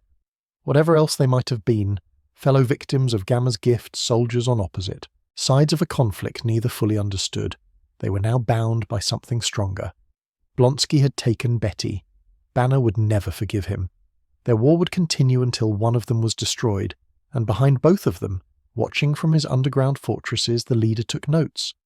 He understood, as perhaps no one else could, that the Gamma family was growing, that more mutates would emerge, some by accident and some by design, each one adding new variables to an equation that was already impossibly complex. Ravage, Flux, the Gamma Core, the UFOs, a roster of Gamma-powered beings that grew with each passing year, some seeking power, some seeking revenge, some simply caught in the crossfire of a conflict they never asked to join. The Gamma bomb had created a new category of existence, beings who were neither fully human nor entirely something else, trapped between worlds, united only by the radiation that had transformed them. Bruce Banner's legacy was not limited to the Hulk. It included everyone the Gamma had touched, everyone whose life had been rewritten by the same forces that had remade him. He was the father of monsters, whether he wanted the title or not. And the monsters, as monsters do, kept coming home. The invitation came wrapped in irony so thick that even the gods themselves might have choked on it. Loki Laufeyson, the Asgardian trickster, had crafted an elaborate scheme to destroy his hated brother Thor. The plan was elegant in its simplicity. Manipulate the Hulk into a rampage, draw Thor into conflict with the green behemoth, and watch as two of the most powerful beings in existence tore each other apart. Loki would claim Asgard's throne while its golden sun lay broken beneath the fists of a mindless monster. The scheme failed, as Loki's schemes so often did, undone by the very chaos he sought to harness. The Hulk could not be controlled. The heroes who responded to the crisis, Thor, Iron Man, Ant-Man, the Wasp, recognized the true threat and united against it. Loki was defeated, banished back to Asgard to plot his next failure. But something unexpected emerged from the wreckage of the trickster's ambitions. The heroes who had fought together recognized the value of their alliance. Threats were growing beyond what any individual could address. The world needed protectors who could stand against enemies that dwarfed conventional military power. The Avengers were born, and the Hulk, impossibly, improbably, was among their founding members. It should not have worked. Every rational analysis suggested that including the Hulk on a team of heroes was a catastrophically bad idea. He was unpredictable, uncontrollable, a walking disaster area whose rages could level cities, and whose motivations remained opaque even to those who knew him best. The other founders understood this. They discussed it in private conversations that the Hulk was not invited to attend, weighing the risks against the benefits, trying to determine whether the raw power he offered was worth the dangers that accompanied it. They decided it was. They were wrong. The Hulk sensed their hesitation from the very beginning. He could not articulate it. The savage Hulk lacked the vocabulary for concepts like institutional distrust or conditional acceptance. But he felt it in his bones. The way conversation stopped when he entered rooms. The way eyes tracked his movements with the wariness reserved for wild animals. The way his teammates maintained careful distances, always ready to respond if he turned on them. They called him an Avenger, but they treated him like a threat to be managed. The departure came within weeks of the team's formation. A misunderstanding escalated into confrontation, and the Hulk, already primed to expect betrayal by a lifetime of experience, chose to leave before he could be expelled. He vanished into the wilderness, leaving behind teammates who were more relieved than they would admit, and a legacy of distrust that would poison his relationship with Earth's mightiest heroes for decades. What followed was a pattern that would repeat endlessly. The Avengers would face a threat beyond their capacity to handle. Someone would suggest calling the Hulk. The team would debate, weighing his power against his instability, eventually concluding that the immediate danger outweighed the long-term risks. The Hulk would fight alongside them, his strength turning the tide of battles that would otherwise have been lost. And then, inevitably, something would go wrong. A misunderstanding, a betrayal, a moment of rage that reminded everyone why they had hesitated to include him in the first place. The Hulk would leave, or be expelled, and the cycle would begin again. Member, enemy, ally. The categories blurred together until they lost all meaning. The Hulk was all of these things and none of them. His relationship with the Avengers as fractured and complicated as his own psyche. Thor understood him better than most. The God of Thunder recognized something in the Hulk that his mortal teammates could not perceive. A kindred spirit, another being who straddled the line between humanity and something greater. Thor was not human, had never been human, but he loved humanity with a fierce protectiveness that sometimes baffled his divine relatives. He saw the same quality in the Hulk, buried beneath the rage and the destruction, and the inability to articulate complex emotions. Their friendship developed in the spaces between battles, shared drinks in Asgardian mead halls, conversations conducted in simple terms that the savage Hulk could follow, a mutual respect between two beings who could reshape continents when their tempers flared. Thor did not fear the Hulk. He did not treat him as a problem to be solved or a weapon to be deployed. He treated him as a friend. The sparring matches became legendary. Thunder and Gamma colliding across training grounds and alien landscapes. Two impossible forces testing each other's limits. Thor won sometimes. The Hulk won sometimes. The outcomes mattered less than the competition itself. Two warriors finding equals in a universe where equals were vanishingly rare. Iron Man's relationship with the Hulk followed a different trajectory entirely. Tony Stark was a problem solver by nature, and the Hulk represented a problem that resisted every solution he attempted. The engineer in him could not accept that there was no technological fix, no containment protocol, no system of safeguards that could reliably manage the Hulk's power. He built armor after armor, each iteration designed to counter Gamma-powered strength, each one eventually proving insufficient. The Hulkbuster was the culmination of this obsession. A massive suit of armor, larger than any Stark had previously constructed, specifically engineered to match the Hulk's physical capabilities. It was a statement as much as a weapon, proof that human ingenuity could overcome raw power, that Tony Stark could build something equal to the strongest being on Earth. The tests were not reassuring. In controlled simulations, the Hulkbuster performed admirably. In actual confrontations, the Hulk simply got angrier, and therefore stronger, until the armor's limits were exceeded. Stark rebuilt, refined, improved, but the fundamental equation remained unchanged. No matter how advanced his technology became, the Hulk's potential for growth seemed infinite. Their rivalry was not personal, not initially. It became personal over time, as rivalries do. Banner and Stark were both geniuses, both damaged by their fathers, both haunted by the weapons they had created. They should have been friends. Instead, they became something more complicated. Colleagues who respected each other professionally while distrusting each other personally. Allies whose alliance always carried the subtext of mutual wariness. Bruce Banner, when he was in control, genuinely wanted to be an Avenger.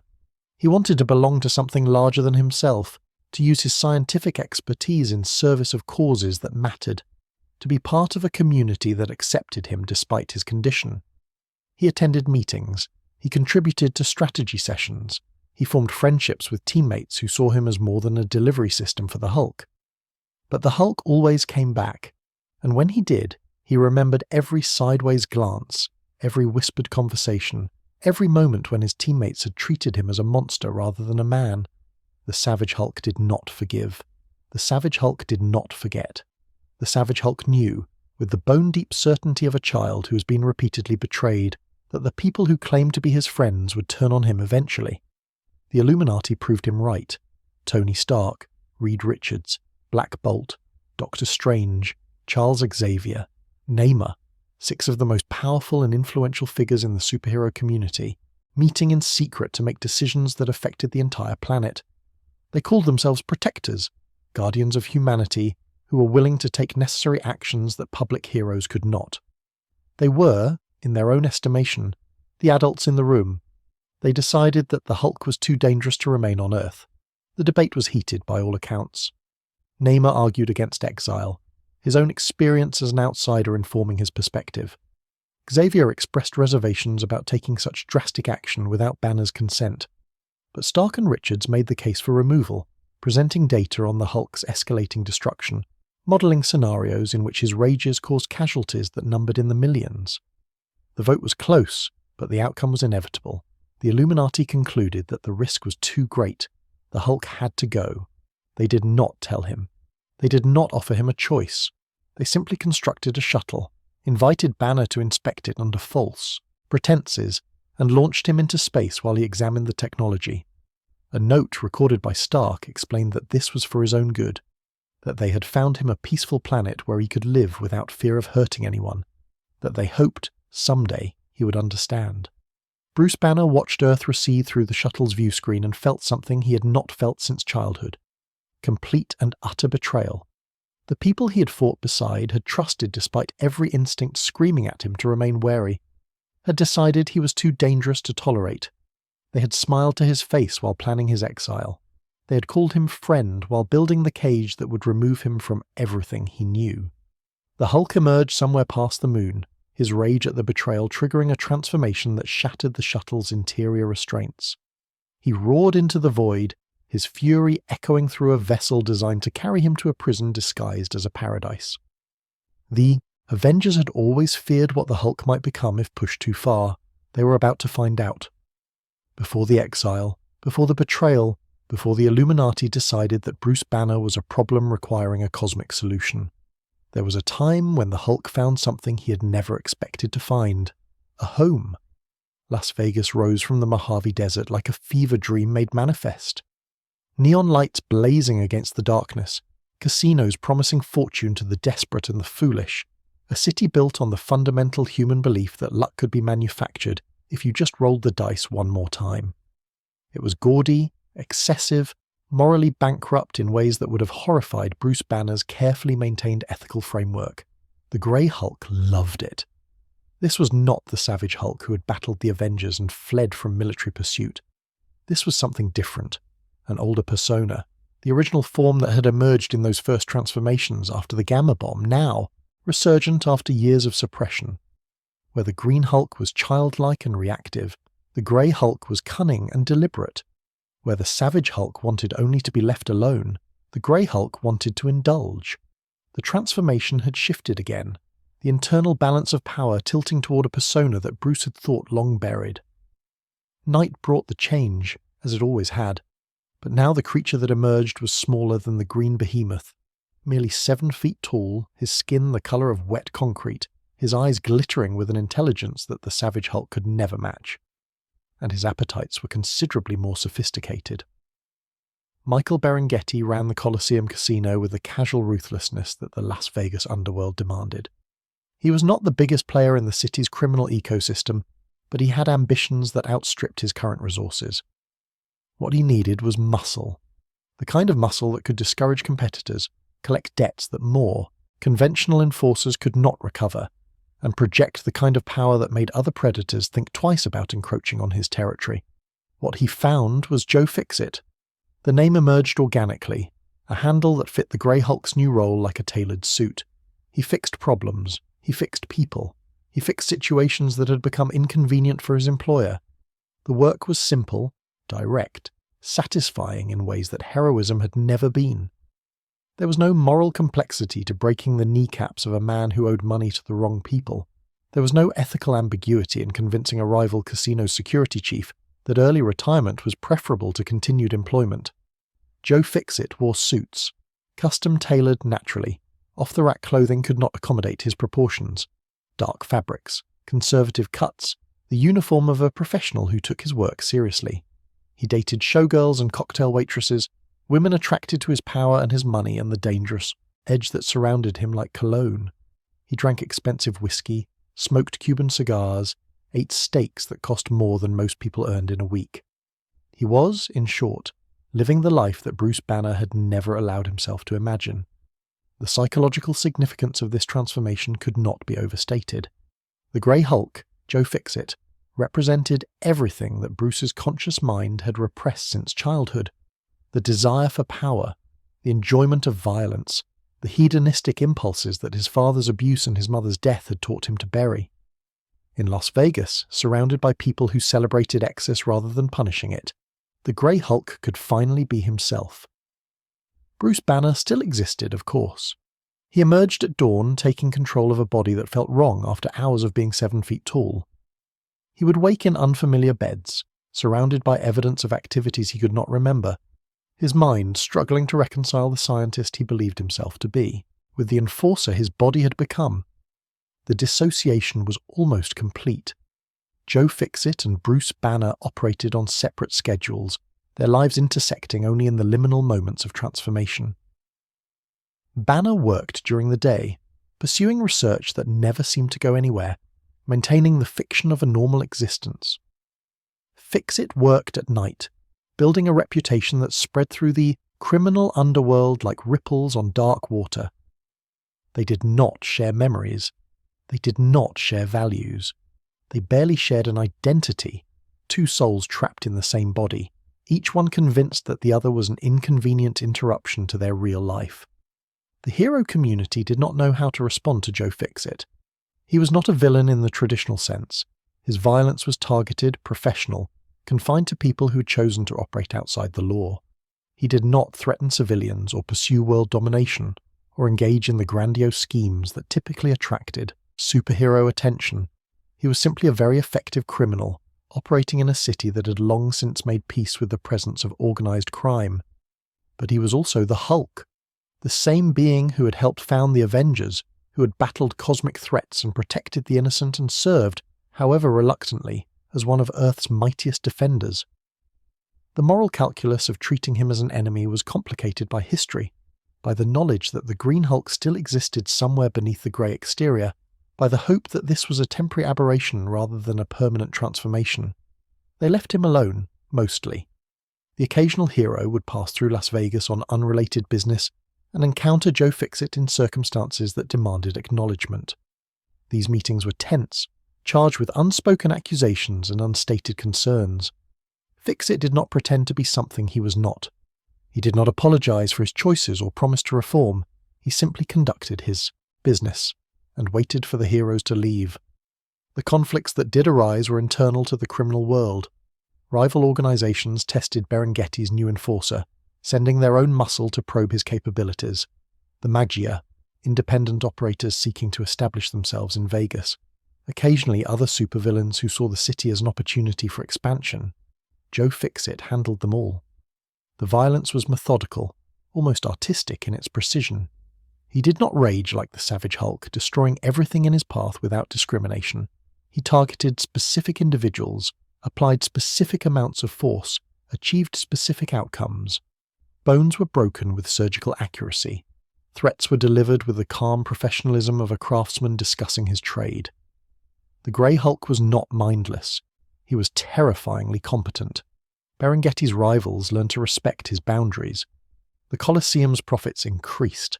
Joe Fixit's reputation grew until his name alone was enough to settle most disputes. He had achieved something that had eluded him in both his previous incarnations: success on his own terms, recognition for what he actually was rather than what others wanted him to be. But success built on suppression cannot last. The Savage Hulk still existed, buried deep within the psyche they shared. Bruce Banner still struggled against the Grey Hulk's dominance, his conscious mind refusing to accept that this was his life now. The internal pressure built with each passing month, personas pushing against each other like tectonic plates grinding toward an inevitable earthquake. The transformation cycles became erratic. Grey Hulk would emerge at unexpected times, or fail to emerge when expected. Banner would surface in the middle of Fixit's business dealings, confused and horrified by the situation his body had created. The walls between personalities were breaking down, the carefully maintained separations collapsing under accumulated stress. Something had to give. Doc Leonard Sampson arrived in Las Vegas with a proposal that would change everything. He had been studying Banner's condition for years, developing theories about the relationship between the various Hulk personas, searching for a therapeutic approach that could integrate rather than suppress the warring aspects of a shattered mind. He believed that Bruce Banner could be made whole, that the Savage Hulk, the Grey Hulk, and the conscious personality could be merged into a single unified being. That the internal war could finally end, not through victory of one side over the others, but through reconciliation. Joe Fixit listened to the pitch with the skepticism of a professional con artist evaluating another man's game. He did not trust Sampson. He did not want to be integrated, to be absorbed into some composite being that would not truly be him. He liked who he was. He liked his life. He saw no reason to sacrifice both for the dubious promise of psychological health. But Bruce Banner, listening from somewhere beneath the grey skin, wanted something different. He wanted to be whole, and that wanting, eventually, would prove stronger than Joe Fixit's resistance. The therapy sessions began in a reinforced bunker beneath the Nevada desert. Leonard Sampson had learned through painful experience that treating Bruce Banner required certain accommodations that traditional psychiatric practice did not anticipate. The couch needed to withstand several tons of sudden impact. The walls needed to absorb the kind of force that could level buildings. The therapist himself needed to possess sufficient durability to survive if his patient experienced an unscheduled transformation mid-session. Fortunately, Sampson met all of these requirements. His own exposure to gamma radiation had been deliberate, controlled, an experiment designed to test whether the energy that created the Hulk could be harnessed for more benign purposes. The results were mixed, as gamma results always were. Sampson gained superhuman strength and durability, though nothing approaching the Hulk's levels. His hair turned green and grew at an accelerated rate, giving him the leonine mane that became his trademark. His intelligence remained intact, his psychiatric training uncompromised, his dedication to helping others unchanged. He was, in short, the perfect therapist for a patient who might accidentally kill a normal human being simply by flinching. The early sessions focused on establishing trust, a commodity in desperately short supply within Bruce Banner's psychological ecosystem. Every persona distrusted Sampson for different reasons. Bruce feared that the therapy would fail, that he would be declared incurable, that the last hope for a normal life would be extinguished. The Savage Hulk sensed a threat, another scientist who wanted to study him, to contain him, to treat him as a problem rather than a person. Joe Fixit saw Sampson as competition, a rival for, control whose therapeutic agenda would inevitably mean the Grey Hulk's subordination or elimination. Sampson addressed each concern with patience that bordered on the superhuman.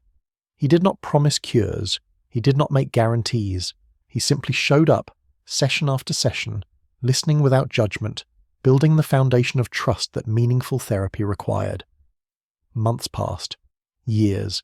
The sessions continued, their frequency varying with Bruce's circumstances but their purpose never wavering. The breakthrough came not through any single revelation, but through the accumulation of countless small insights. Sampson's approach was unorthodox by conventional psychiatric standards.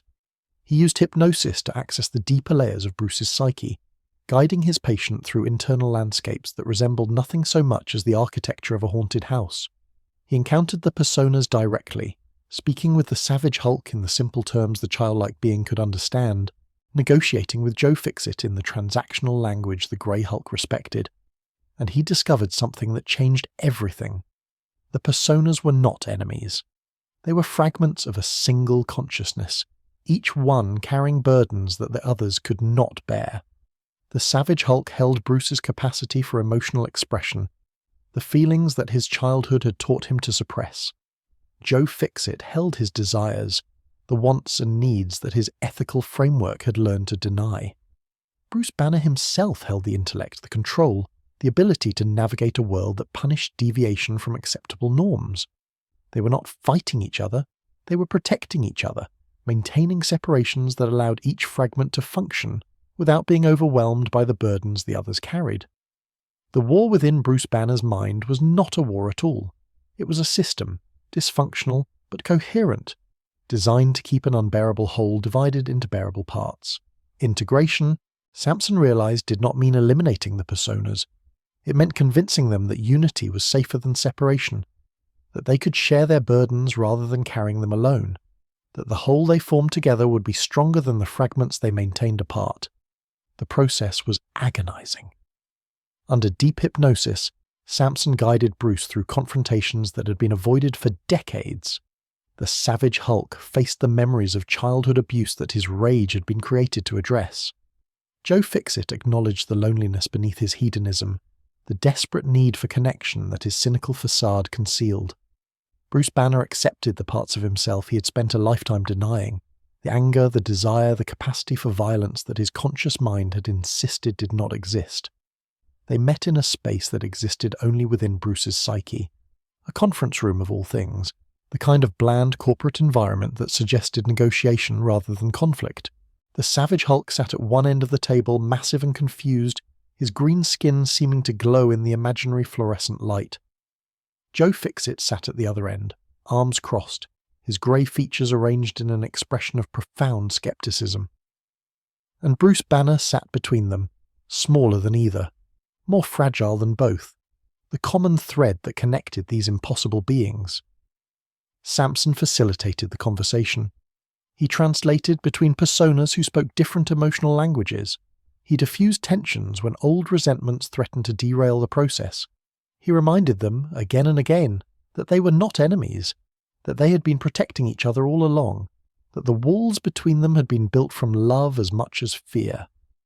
The merger happened not with a flash of light or a dramatic transformation, but with a quiet consensus. They agreed to try, they agreed to trust, they agreed to become something that none of them had ever been, a unified being, whole for the first time since Bruce Banner's childhood had shattered him into fragments. The Professor Hulk opened his eyes in Sampson's bunker and spoke his first words with a voice that belonged to all of them. "I remember everything." He was magnificent. 7 feet tall, green-skinned, possessed of strength that could reshape geography. But his eyes held intelligence that the savage Hulk had never displayed. He moved with Joe Fixit's confidence, but without the Grey Hulk's predatory edge. He thought with Bruce Banner's clarity, but without the scientist's paralyzing self-doubt. He was, for the first time in his existence, complete. The world did not know how to respond to this new Hulk. The military forces that had spent decades hunting him found themselves confronting a being who could articulate exactly why their pursuit was counterproductive, who could cite legal precedents and strategic analyses while possessing the power to destroy their entire arsenal. The Avengers received a formal request for reinstatement, composed in language that demonstrated both Banner's scientific credentials and a sophisticated understanding of team dynamics.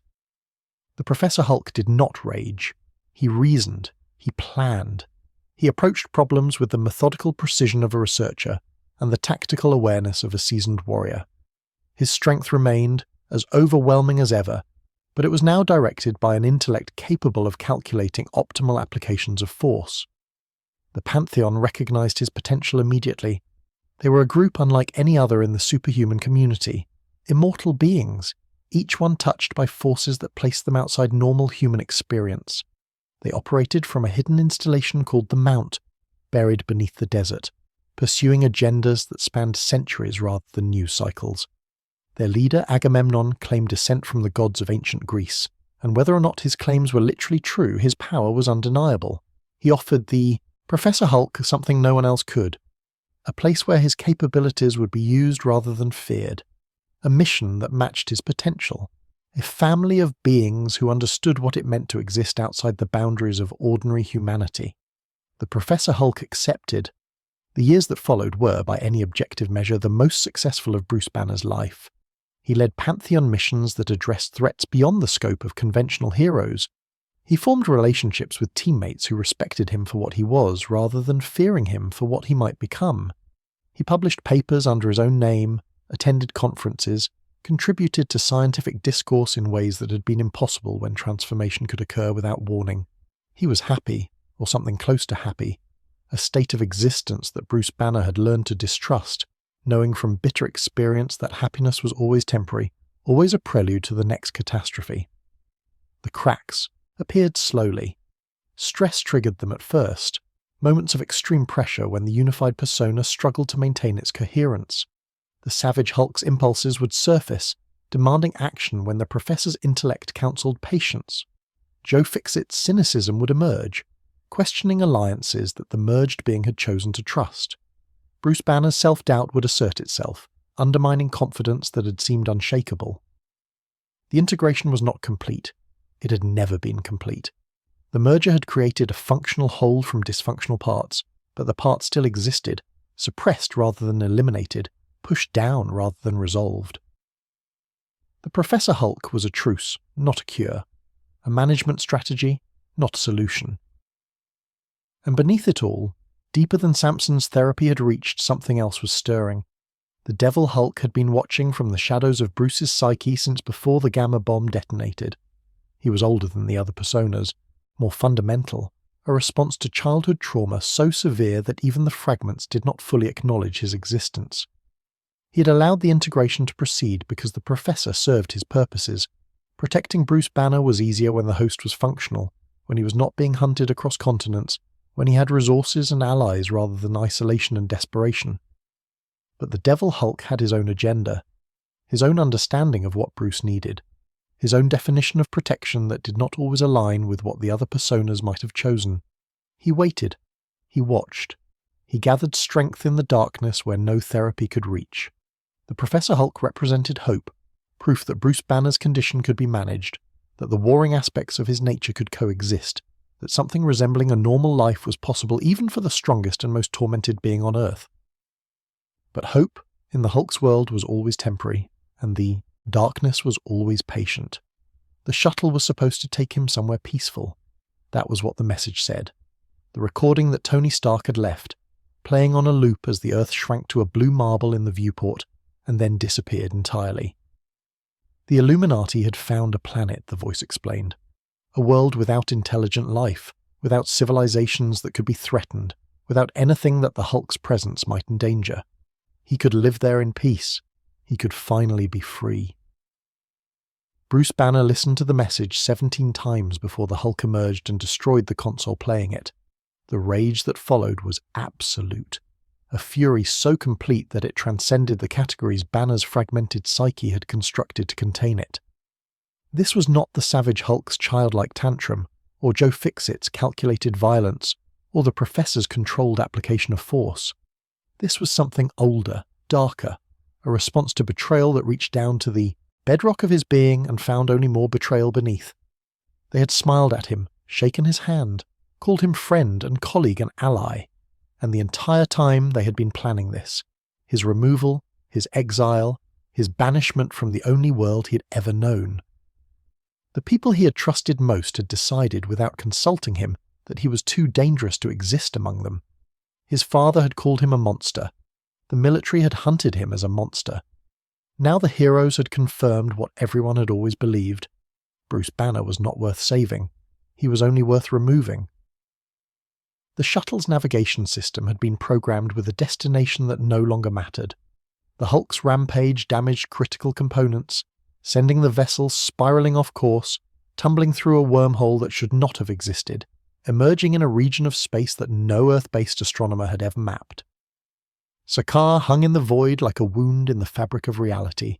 The planet was a cosmic crossroads, a place where wormholes from across the universe deposited their detritus. Ships, beings, entire civilizations had crashed here over millennia, their wreckage forming the foundation for a society built on salvage and survival. The great portal dominated the sky, a permanent tear in space-time through which new arrivals tumbled with the regularity of tides. The shuttle struck the planet's surface at velocities that should have vaporized everything within. The Hulk emerged from the wreckage, dazed but alive, to find himself surrounded by creatures that bore no resemblance to anything in Earth's biological catalogue.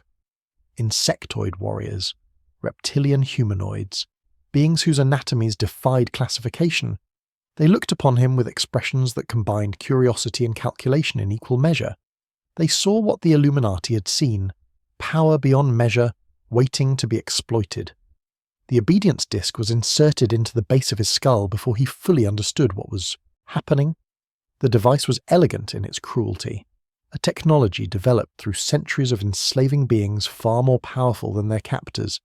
It did not control the mind, it controlled the body, delivering agonizing punishment for disobedience, while leaving consciousness intact to experience every moment of subjugation. The Hulk felt his muscles lock, his limbs refuse commands, his legendary strength rendered meaningless by a piece of metal smaller than a coin. He raged against the constraint, his fury building toward levels that should have shattered any containment, and the disc responded with pain that made gamma radiation feel like a gentle caress. He was a slave now, property of the Red King, ruler of Sakaar, destined for the great arena where the powerful were broken for the entertainment of the masses. The gladiatorial pits of Sakaar made Earth's ancient colosseums look like children's playgrounds. Thousands of spectators filled the stands, their diverse species united in their appetite for violence. The arena floor was stained with the blood of countless combatants, its sand mixed with the ground bones of those who had not proven sufficiently entertaining. Champions rose and fell with the regularity of seasons, their victories celebrated until their inevitable defeats rendered them forgotten. The Hulk was not expected to survive his first match. The Red King had seen many powerful beings enter his arena. He had watched them struggle against the obedience discs, exhaust themselves in futile resistance, and ultimately fall to opponents who had learned to work within the system's constraints. Power without leverage was useless. Strength without freedom was merely a resource to be consumed. What the Red King had not accounted for was the Hulk's capacity for suffering. Bruce Banner had endured his father's fists. He had survived military pursuit, suicide attempts, the betrayal of everyone he had ever trusted. He had lived with pain as a constant. Companion had learned to function through agonies that would have broken lesser beings. The obedience disc hurt with an intensity that defied description, but it was not the worst thing he had ever experienced. Not even close. The Hulk fought. Match after match, opponent after opponent, he fought with the brutal efficiency of someone who had nothing left to lose. His body obeyed the disc's constraints, but his spirit remained unbroken. His rage, rather than dissipating under the weight of punishment, grew stronger, fed by every shock, every humiliation, every moment of enforced submission. The crowds loved him. They had never seen anyone fight like this, had never witnessed defiance so absolute that even the most sophisticated control technology could not fully contain it. They gave him a name that would echo through Sakaran history, the Green Scar. His fellow gladiators noticed what the crowds saw. Korg, a Cronan whose silicon-based body had been shattered and reformed in the arena's crucible. Meek, an insectoid native whose hive had been destroyed by the Red King's expansion. Hiroim the Shamed, a shadow priest who had lost everything that gave his life meaning. Elo Kaifi, a noble's daughter whose family had been executed for insufficient loyalty. No Name of the Brood, a warrior severed from her species' hive mind, struggling to construct an individual identity. They were the broken and the discarded, the survivors whom Sakaar had tried to destroy and failed. They watched the Green Scar fight and recognized something they had thought lost forever: hope. The warbound formed not through formal alliance, but through the shared experience of combat. They fought beside each other, protected each other, formed bonds that transcended the categories of species and culture. The obedience discs remained embedded in their flesh, but their spirits had found something stronger than the pain: connection, purpose, the possibility that their suffering might mean something beyond entertainment. The revolution began as whispers. The Green Scar was different, the whispers said. He could not be broken. His rage was infinite, his strength without limit, his defiance a flame that the Red King's cruelty could not extinguish. If such a being could survive the arena, could rise from slave to champion, then perhaps the system that had crushed so many was not as invincible as it appeared. The Red King heard the whispers and recognized the threat they represented. His empire was built on the fundamental belief that resistance was futile, that any being, no matter how powerful, could be controlled through sufficient application of pain. The Green Scar's continued defiance challenged that belief, offered an alternative narrative that could not be permitted to spread. He escalated: more dangerous opponents, more severe punishments, spectacles designed to demonstrate beyond any doubt that the Green Scar was merely another slave whose inevitable defeat was only a matter of time. The Silver Surfer arrived through the great portal like a comet made flesh. Norrin Radd, former Herald of Galactus, possessor of the power cosmic, one of the most formidable beings in any universe.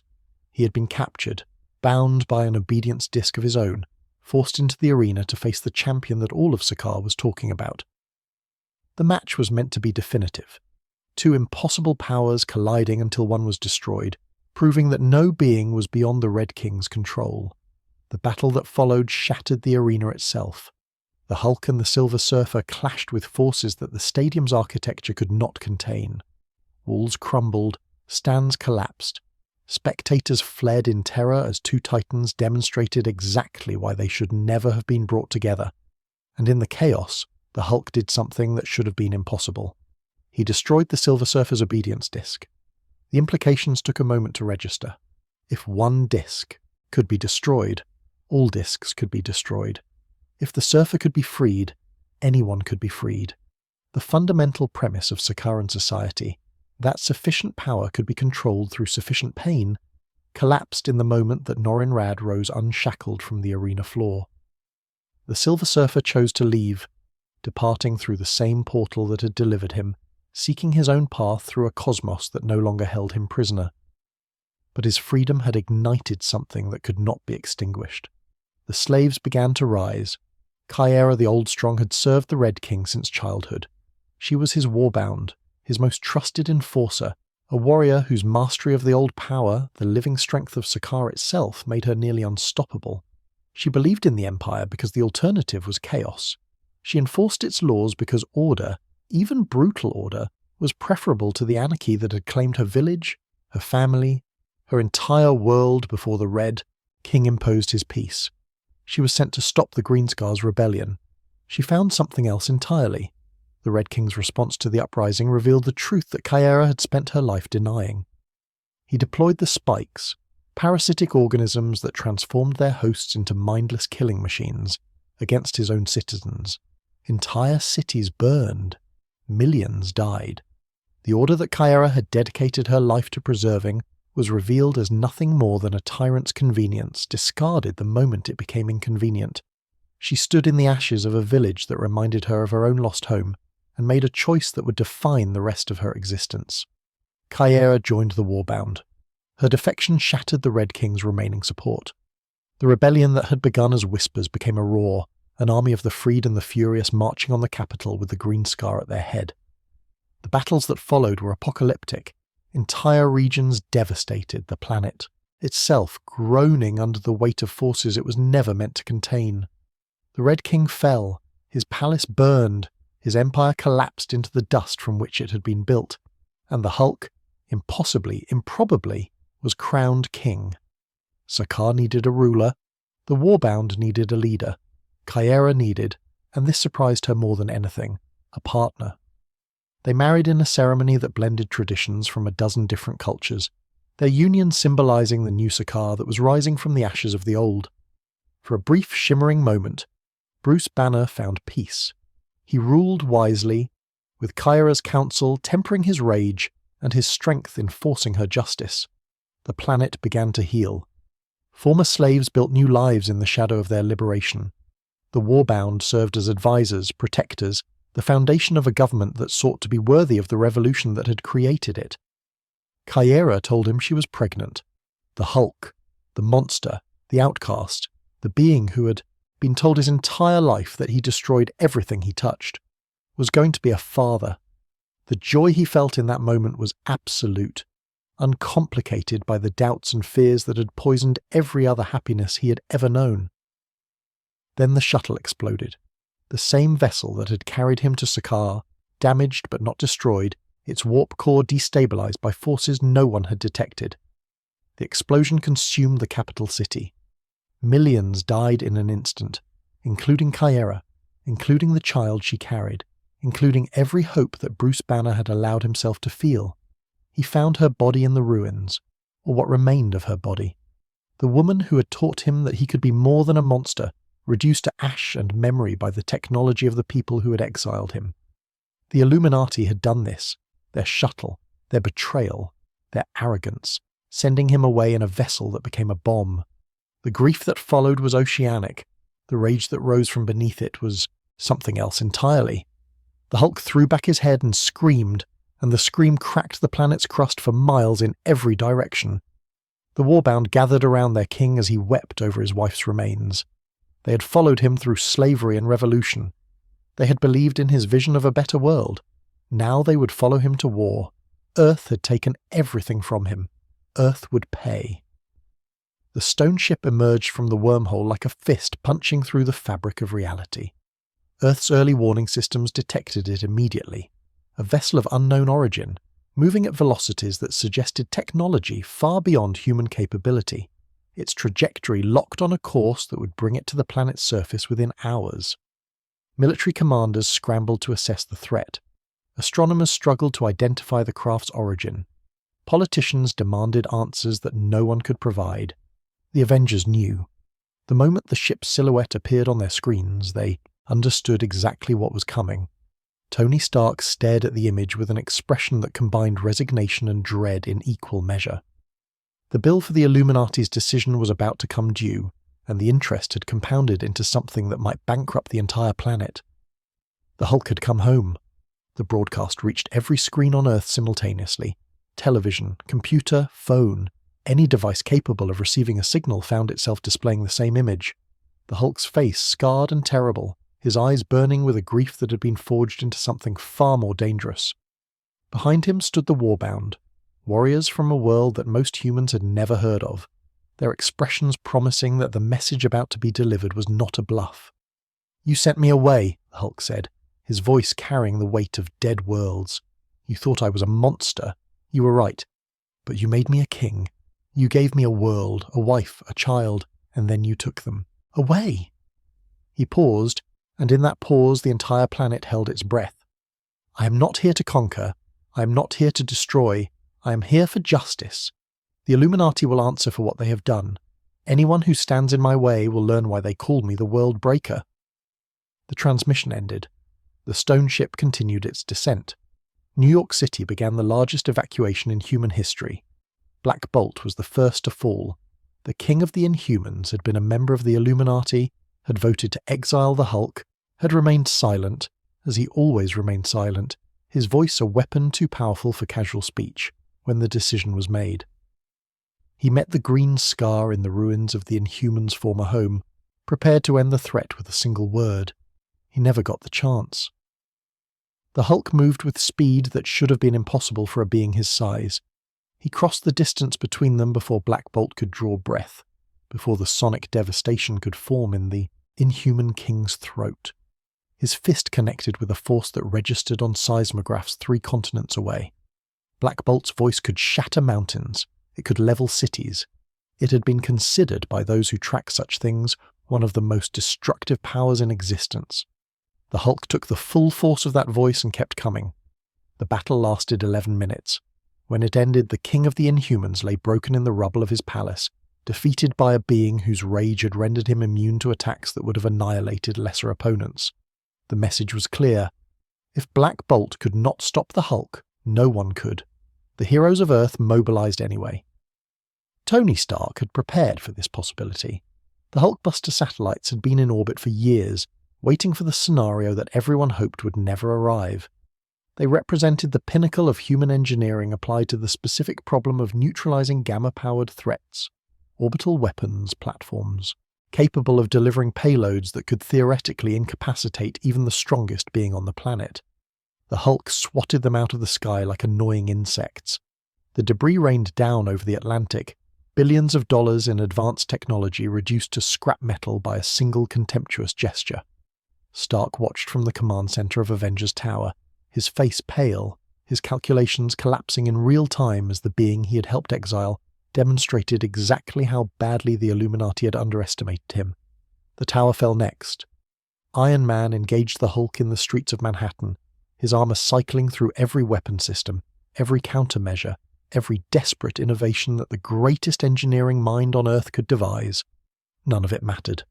The Hulk tore through Stark's defenses with the methodical efficiency of someone dismantling a puzzle he had already solved, stripping away layer after layer of technological protection until only the man remained. Tony. Stark looked into the eyes of the being he had betrayed and saw something worse than rage. He saw disappointment. The Hulk did not kill him. He wanted something more satisfying than death. He wanted justice, and justice, as he had learned on Sakaar, meant facing your crimes before those you had wronged.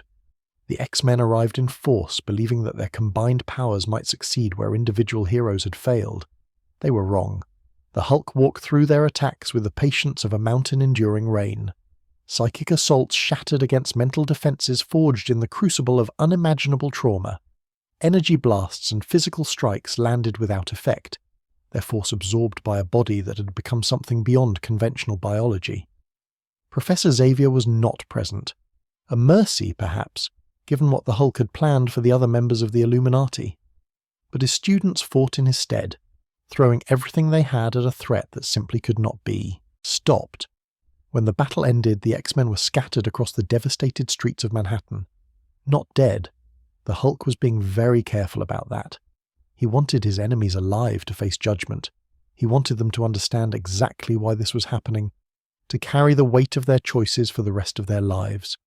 Doctor Strange was the Illuminati's last magical hope. The Sorcerer Supreme had always been reluctant to use his full power. The forces he commanded were dangerous, corruptive, capable of consuming the wielder as easily as the target. He maintained strict limits on what he would summon, what bargains he would strike, what prices he would pay. Those limits had kept him human in a role that demanded something more. Against the World Breaker, limits were a luxury he could no longer afford. Stephen Strange opened doors that should have remained closed. He called upon entities that the Ancient One had forbidden him from contacting. He allowed something called Zom, demon of destruction whose power dwarfed his own, to partially possess him, trading his humanity for the strength to face an enemy that conventional magic could not touch. The battle between Strange and the Hulk warped reality itself. Streets melted into impossible geometries, buildings aged centuries in seconds or reverted to the vacant lots they had replaced. The laws of physics became suggestions, bent and broken by forces that neither combatant fully controlled. It was not enough. The Hulk had faced magic before. He had endured mystical attacks from beings far older and more powerful than Doctor Strange, and beneath the rage, beneath the grief, Bruce Banner's scientific mind was still working, analysing patterns, identifying weaknesses, finding the places where magical defences could be breached by sufficient physical force. Strange fell. Zom was driven out. The Sorcerer Supreme lay defeated beside his fellow Illuminati members, his power exhausted, his body broken, his pride in ruins. Only Reed Richards remained. The leader of the Fantastic Four had been instrumental in designing the shuttle that carried the Hulk to Sakaar. His genius had made the exile possible, had created the technology that became a bomb, had, in the Hulk's understanding, murdered Kyera and the unborn child she carried. Of all the Illuminati, Reed Richards bore perhaps the greatest responsibility. The Fantastic Four fought to protect him. They fought with the desperation of a family defending its patriarch, combining their powers in patterns they had refined over years of working together. Sue Storm's force fields, Johnny Storm's flames, Ben Grimm's strength, the only member of the team who could even approximate the Hulk's physical capabilities. Ben Grimm lasted longest. The Thing and the Hulk had fought many times over the years, their battles legendary among those who followed such conflicts. But this was different. This was not a clash between rivals or a contest between champions. This was a reckoning, and the Thing, for all his courage, for all his determination, was simply outclassed. Reed Richards was dragged from the wreckage of the Baxter Building and brought to join his fellow condemned. Madison Square Garden became a coliseum. The Hulk had learned lessons on Sakaar that he now applied with terrible precision. The arena he constructed was a deliberate echo of the great arena where he had been enslaved, where he had fought and bled, and ultimately found the strength to overthrow a tyrant. Now the tyrants were the Illuminati, and they would face justice in a setting that reminded everyone of the crimes that had been committed. He did not execute them. That would have been too easy, too final, too much like the mercy that they had denied him. Instead, he forced them to fight each other. gladiatorial combat, the powerful humiliated by the very methods they had tacitly endorsed when it was applied to beings they considered lesser, the crowds that gathered were not cheering. They watched in horrified silence as Earth's greatest heroes were reduced to spectacle, their power meaningless against a being whose grief had become something cosmic in scope. The world was witnessing the consequences of decisions made in secret, costs deferred until they compounded into catastrophe. The century arrived like a sunrise over a battlefield. Robert Reynolds was, by some measurements, the most powerful being on Earth. His strength rivaled the Hulk's. His speed approached light. His durability allowed him to survive attacks that would vaporize normal matter. He had been absent from the conflict until now, wrestling with his own demons, trying to determine whether intervention was appropriate given his complicated history with violence. But the destruction of New York demanded a response. The suffering of his fellow heroes demanded action. The century descended from the sky and faced the world breaker in a confrontation that would be remembered. For generations, the battle that followed defied description. They fought across Manhattan, their collisions generating shockwaves that shattered windows for miles in every direction.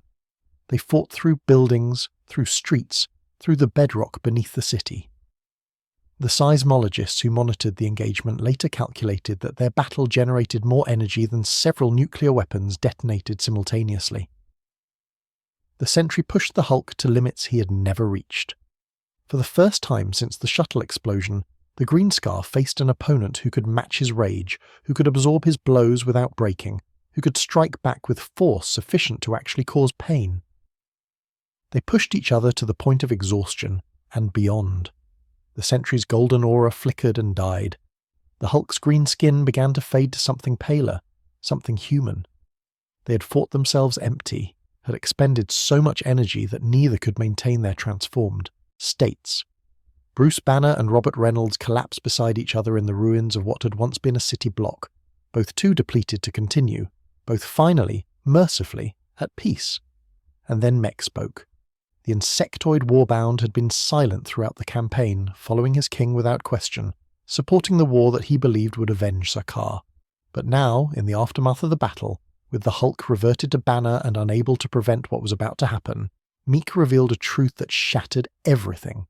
The shuttle explosion had not been caused by the Illuminati. Meek had known about the instability.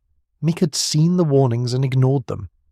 Meek had allowed the explosion to happen because he believed that the Hulk needed war, that peace would make him soft, that only through conflict could the Green Scar achieve his true potential. Kyera had died because Meek wanted the Hulk to have an enemy to destroy.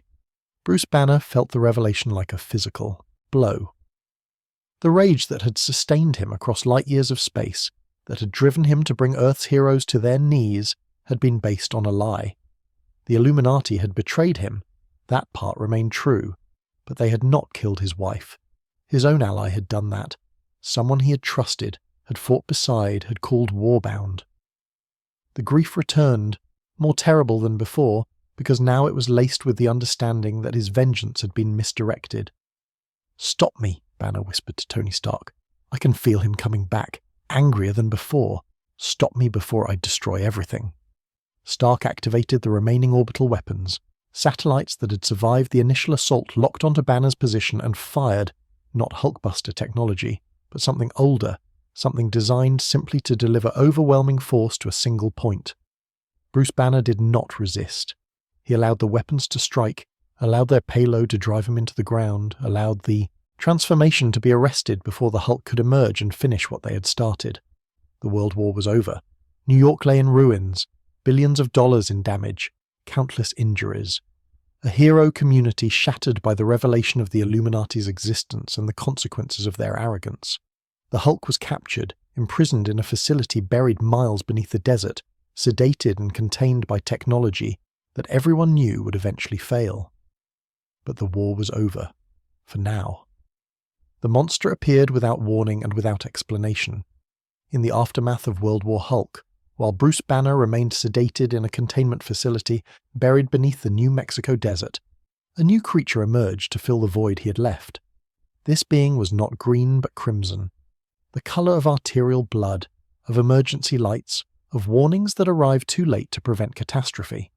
He moved through the world with purpose and precision, leaving destruction in his wake that rivaled anything the original Hulk had achieved, and no one knew who he was. The Red Hulk operated with tactical sophistication that the Savage Hulk had never displayed. He chose his targets carefully, struck with overwhelming force, and disappeared before response teams could mobilize. His first major action was the murder of the Abomination. Emil Blonsky, the monster who had been blamed for Betty Ross's death, found broken and lifeless in a Gamma research facility. The killing was efficient, almost clinical, the work of someone who understood exactly how much force was required to destroy a being of Blonsky's resilience. The hero community scrambled to identify this new threat. The Red Hulk's power signature matched nothing in existing databases. His fighting style combined military precision with superhuman capability in ways that suggested training no purely Gamma-powered being should possess. He defeated Iron Man through superior tactics rather than superior strength. He brought down She-Hulk with methodical brutality that demonstrated intimate knowledge of her weaknesses, and then he fought Thor. The God of Thunder had faced the Hulk many times and understood, perhaps better than anyone, what Gamma-powered strength could accomplish. He engaged the Red Hulk with the confidence of an Asgardian warrior who had battled cosmic threats and emerged victorious. Mjolnir sang through the air, lightning crackled across crimson skin, and for a moment it seemed that divinity would triumph over mutation as it had so many times before. The Red Hulk grabbed Thor's arm. In the vacuum of space, where the crimson creature had maneuvered their battle with suspicious deliberateness, the rules changed. Thor needed to breathe. The Red Hulk, it became apparent, did not, and Mjolnir, that legendary hammer that only the worthy could lift, was still attached to Thor's hand when the Red Hulk began swinging the God of Thunder like a weapon against anything unfortunate enough to be nearby. It was a trick, a manipulation of circumstances rather than a true victory. Thor would later point out correctly that a fair fight would have ended differently. But the image remained, the Red Hulk wielding Mjolnir if only indirectly, demonstrating a cunning that elevated him beyond mere brute. The investigation into the Red Hulk's identity became an obsession for those who had been humiliated by his emergence. The list of suspects grew and shrank as theories were proposed and discarded. Some believed he was a new Gamma mutate, transformed by exposure to radiation from an unknown source. Others suggested he was a construct, an artificial being created by parties unknown for purposes unclear. No one suspected the truth. General Thaddeus Ross had spent decades hunting the Hulk. He had dedicated his career, his resources, his family's happiness to the singular goal of destroying the monster that had emerged from the Gamma bomb test. He had watched his daughter fall in love with Bruce Banner and had been helpless to prevent it. He had watched that daughter die, or appear to die, and had blamed the Hulk for her loss even as the evidence pointed elsewhere. He had become the thing he hated most. The transformation had been deliberate, calculated, the culmination of years spent studying gamma radiation and its effects on human physiology. Ross had worked with scientists who understood the process, MODOK, the leader, others whose names remained classified, to create a version of the Hulk that addressed the original's weaknesses. Where Banner's transformations were triggered by emotional stress, Ross could change at will. Where the Green Hulk radiated cold, the Red Hulk generated heat, thermal energy that increased with his anger, that could sear flesh and melt steel at close range. He had become a monster so that he could fight monsters. That was his justification, the logic that allowed him to look at his crimson reflection without screaming. The Hulk was too powerful to be defeated by conventional means. Bruce Banner was too clever to be contained by ordinary prisons. If Thunderbolt Ross wanted to protect his country, his world, his daughter's memory, he needed to fight Gamma with Gamma. The irony was bitter enough to choke on. The revelation, when it finally came, sent shockwaves through every community that had been touched by the Hulk's existence. The man who had ordered soldiers to their deaths in futile assaults against the Green Monster was now a monster himself. The general who had declared Bruce Banner a threat to national security had undergone the same transformation, had accepted the same curse, had become the very thing he had spent his life trying to destroy. Ross did not apologize. Apology was not in his nature, had never been in his nature, would never be in his nature regardless of what form he wore. He defended his choices with the same stubbornness that had defined his military career. He had done what was necessary. He had sacrificed his humanity to protect humanity. If others could not understand that calculus, the failure was theirs, not his. Bruce Banner understood better than anyone. Their relationship had always been adversarial, but it shifted into something stranger after Ross's transformation. Hunter and prey had become two variations on the same theme, both trapped in bodies that were not entirely their own, both struggling with rages that threatened to consume everything they cared about. They were family now in ways that transcended Betty's role as the connection between them. They were both hulks, both haunted, both damned. The conflicts between them were inevitable. Red versus green, heat versus cold, military discipline versus scientific caution. They clashed across continents, their battles generating destruction that rivaled anything the original Hulk had accomplished alone. Ross fought with the tactics of a career soldier, seeking advantages that raw strength could not provide. Banner fought with the accumulated experience of years spent as the monster Ross was only beginning to understand. Neither could truly defeat the other. They were too evenly matched, too similar in their fundamental natures despite the differences in their approaches. The battles always ended in stalemates, in strategic withdrawals, in grudging acknowledgements that continued conflict served no purpose. The redemption came gradually, reluctantly, in increments so small that Ross himself barely noticed the transformation. He joined the Avengers, not Bruce's team, but a different roster, one that could use his particular capabilities without being poisoned by his history. He fought threats that required gamma-level power, applied his tactical expertise to challenges that would have overwhelmed less experienced warriors. He proved, mission after mission, that the Red Hulk could be a force for protection rather than destruction. The hero community remained skeptical. Trust was not easily extended to someone whose career had been defined by hunting those who were different, by treating gamma mutates as threats rather than people. Ross had to earn acceptance through actions rather than words, had to demonstrate through years of service that his transformation had changed more than just his skin colour. Betty's resurrection complicated everything further. The daughter Ross had mourned, had used as justification for his crusade against Banner, was alive again, transformed into the Red She-Hulk, a being as powerful and unpredictable as either of the men who had shaped her life. Father and daughter faced each other as monsters now, their relationship filtered through the lens of gamma mutation, their love tested by circumstances that no family therapy could address. Thunderbolt Ross had wanted to destroy the Hulk. He had achieved something far stranger. He had joined the Hulk, had become part of a gamma family that included his greatest enemy, his resurrected daughter, and a growing roster of beings transformed by the same radiation that had cursed them all. The hunter had become the hunted, had become the hunter again. The monster had become the man, had become the monster. And somewhere in that endless cycle of transformation, Thaddeus Ross had to confront a truth that his pride had always prevented him from acknowledging. Bruce Banner had never been his enemy. Bruce Banner had been his reflection, showing him what he might become if he allowed his obsessions to consume him completely. He had not listened to the warning. Now he lived it. The bullet entered Bruce Banner's skull at 3:17 in the afternoon, on an unremarkable Tuesday in a gas station outside of Phoenix, Arizona. He had stopped to buy water. The heat was oppressive, the kind of dry southwestern furnace that sucked moisture from the body faster than it could be replaced. He was travelling under an assumed name, keeping a low profile, doing all the things that a man on the run learns to do when the authorities have classified him as a threat to national security.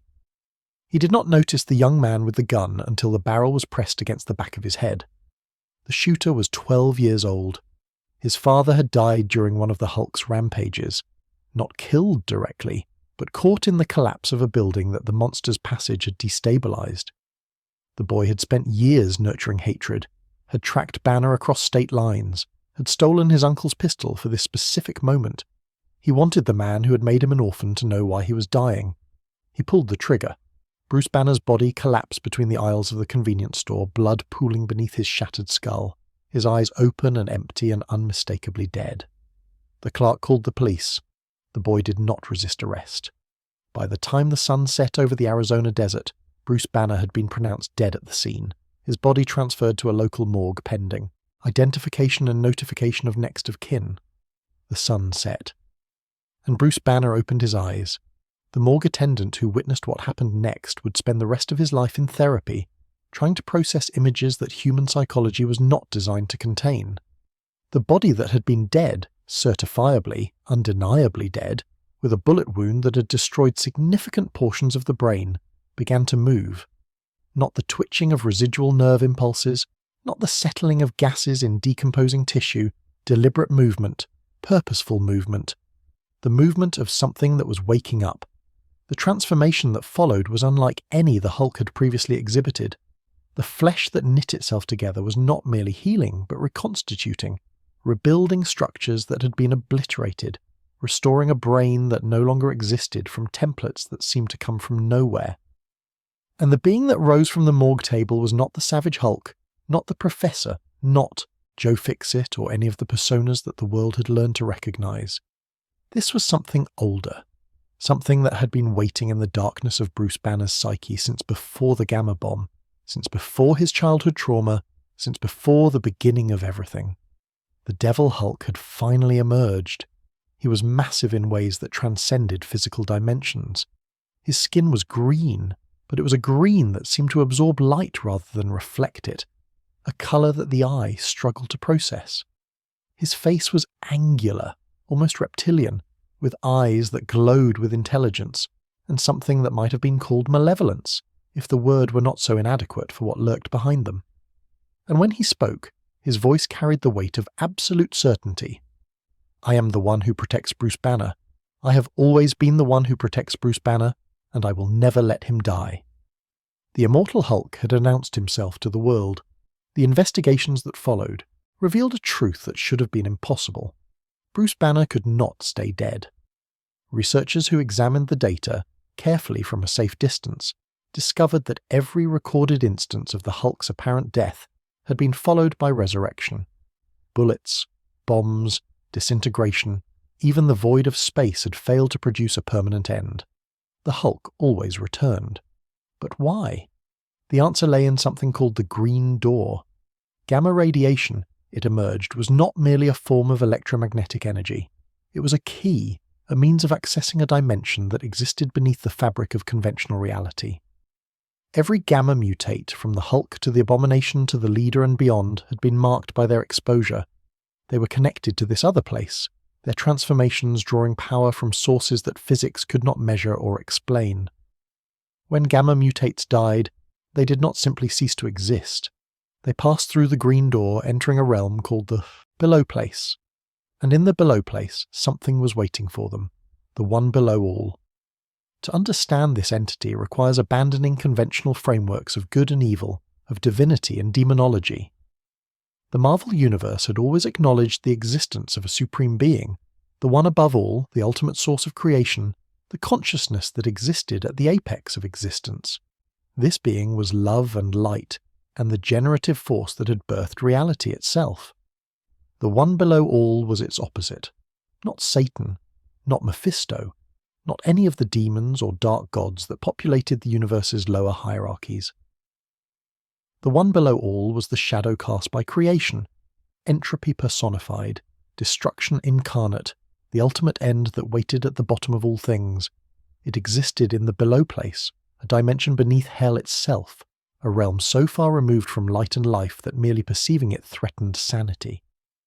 And it had been using the gamma mutates since the beginning. The Green Door was not a natural phenomenon. It was a mechanism, a means by which the one below all could reach into the living universe, could touch beings that had been exposed to gamma radiation, could slowly, patiently corrupt them toward its ultimate purpose.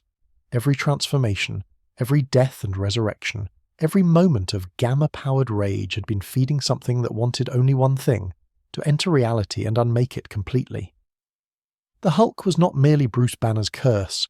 The Hulk was a vessel, being prepared across decades of trauma and transformation to serve as the host for an entity that sought the annihilation of everything. Bruce Banner processed this revelation with the detached horror of a scientist confronting data too terrible to accept. The monster that had defined his existence, that he had spent years trying to understand and control, was connected to something cosmic in its malevolence. His suffering had meaning, but the meaning was worse than meaninglessness would have been. He had been shaped, moulded, prepared for a purpose that made his individual tragedy irrelevant. The Devil Hulk offered an alternative interpretation. This persona had emerged in response to Bruce's childhood, had taken form in the darkness where his mind had hidden from his father's abuse. He presented himself as a protector, the parent Bruce had never had, the guardian who would stand between his host and anything that threatened him. His methods were ruthless, his appearance terrifying, but his purpose, he claimed, was simple: to keep Bruce Banner safe. "The One Below All wants to use you," the Devil Hulk acknowledged, "but I will not let it. I am stronger than its corruption. I am older than its schemes. I will protect you from everything, including the thing that lurks beneath all things." Bruce wanted to believe him. He needed to believe that something within his fractured psyche was fighting for him rather than against him. The Devil Hulks. Protection was real. The resurrections, the transformations that preserved Bruce's life against impossible odds. The power that had kept him alive through traumas that would have destroyed anyone else. But the Devil Hulk was also changing. The connection to the Below Place ran both ways. The same link that allowed the One Below All to reach toward the Hulk also allowed its influence to seep into the personas that comprised Bruce's psyche. The Devil Hulk's protectiveness curdled into possessiveness. His determination to keep Bruce safe became an obsession that left no room for Bruce's own choices. The Guardian was becoming a jailer, and the jail was beginning to resemble a gateway. Brian Banner returned from the Below Place. Bruce's father had died years earlier, murdered in fact by a manifestation of the Hulk's rage at his childhood abuser. But death, it transpired, was not the end for those connected to gamma radiation. Brian's soul had passed through the green door, had dwelt in. The Below Place had been shaped by its absolute master into something useful. He came back wrong. The thing that wore Brian Banner's face was not truly Brian anymore. It was an extension of the One Below All, a puppet animated by cosmic malevolence, sent to torment Bruce with memories of abuse while preparing him for his ultimate purpose. Father and son faced each other again, but the confrontation was no longer about childhood trauma or unresolved grief. It was about the fate of existence itself.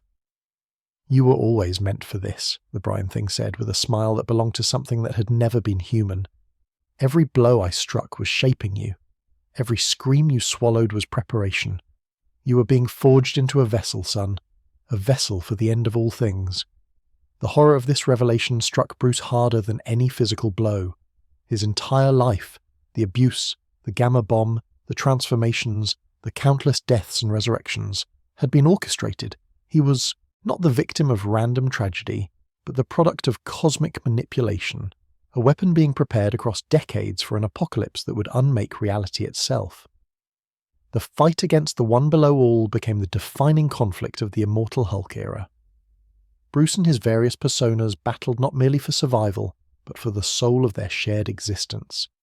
They confronted manifestations of the Below Place that had infected other gamma mutates.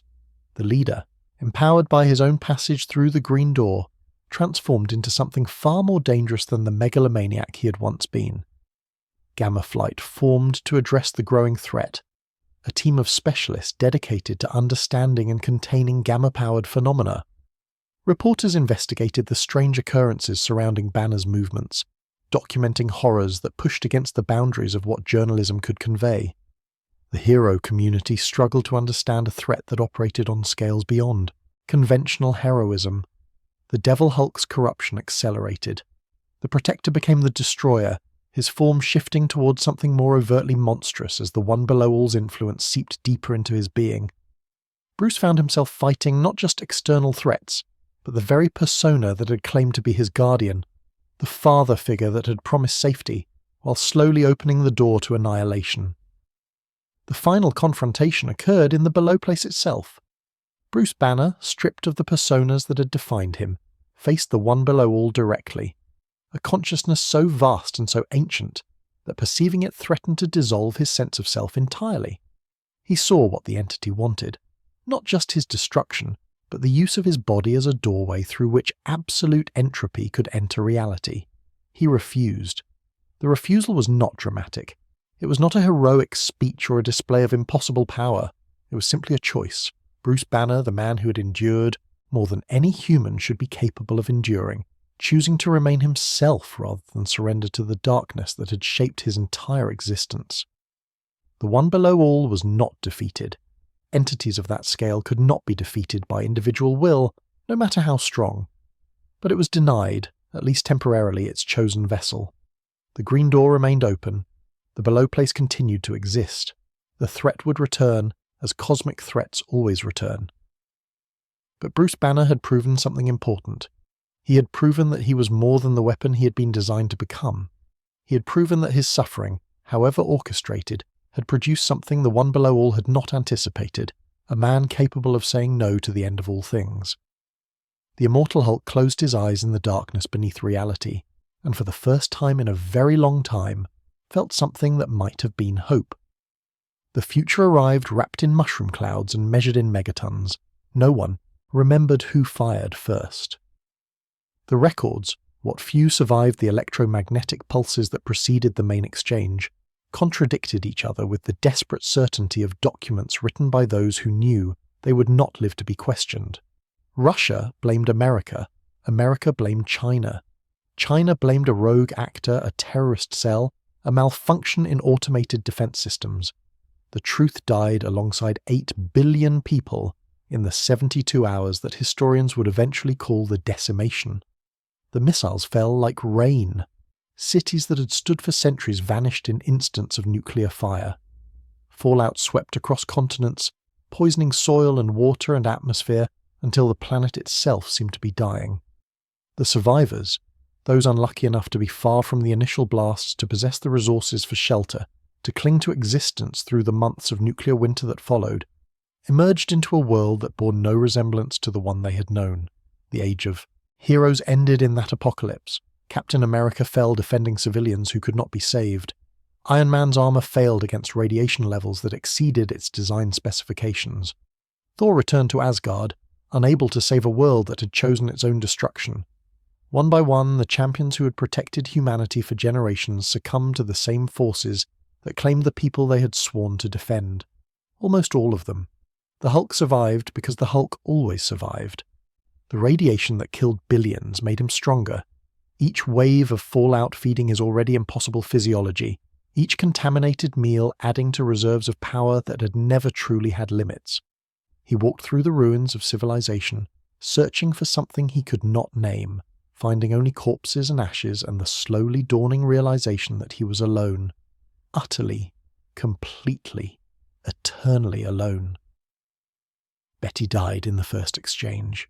The city where she had been working, a metropolis whose name no longer mattered, was among the primary targets, vaporized so completely that nothing remained to bury.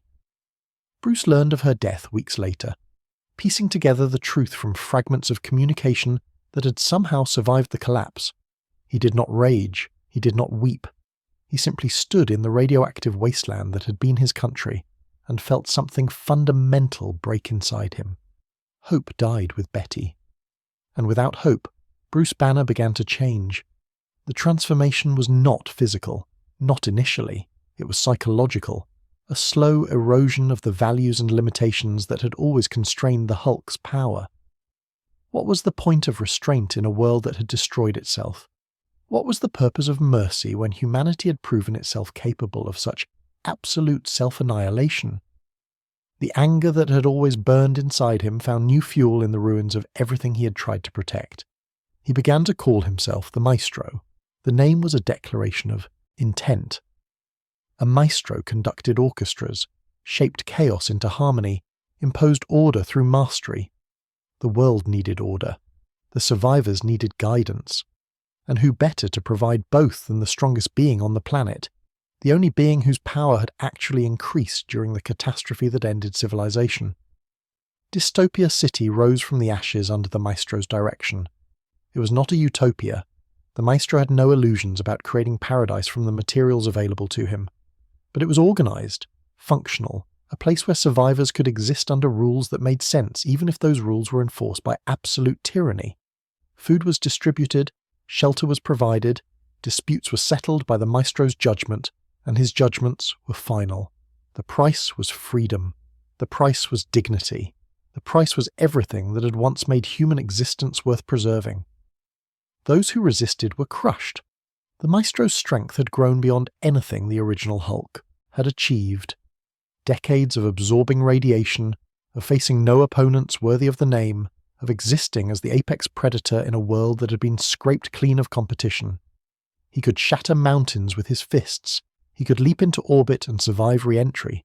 He was, in every meaningful sense, a god ruling over the remnants of a species that had proven itself unworthy of self-governance. His palace contained trophies, the armour of fallen heroes, displayed like hunting prizes, Captain America's shield, cracked but recognisable, Thor's helmet, the weapons and costumes of champions who had been his allies, his rivals, his friends. He kept them as reminders of what had been lost, of the world that humanity's stupidity had destroyed.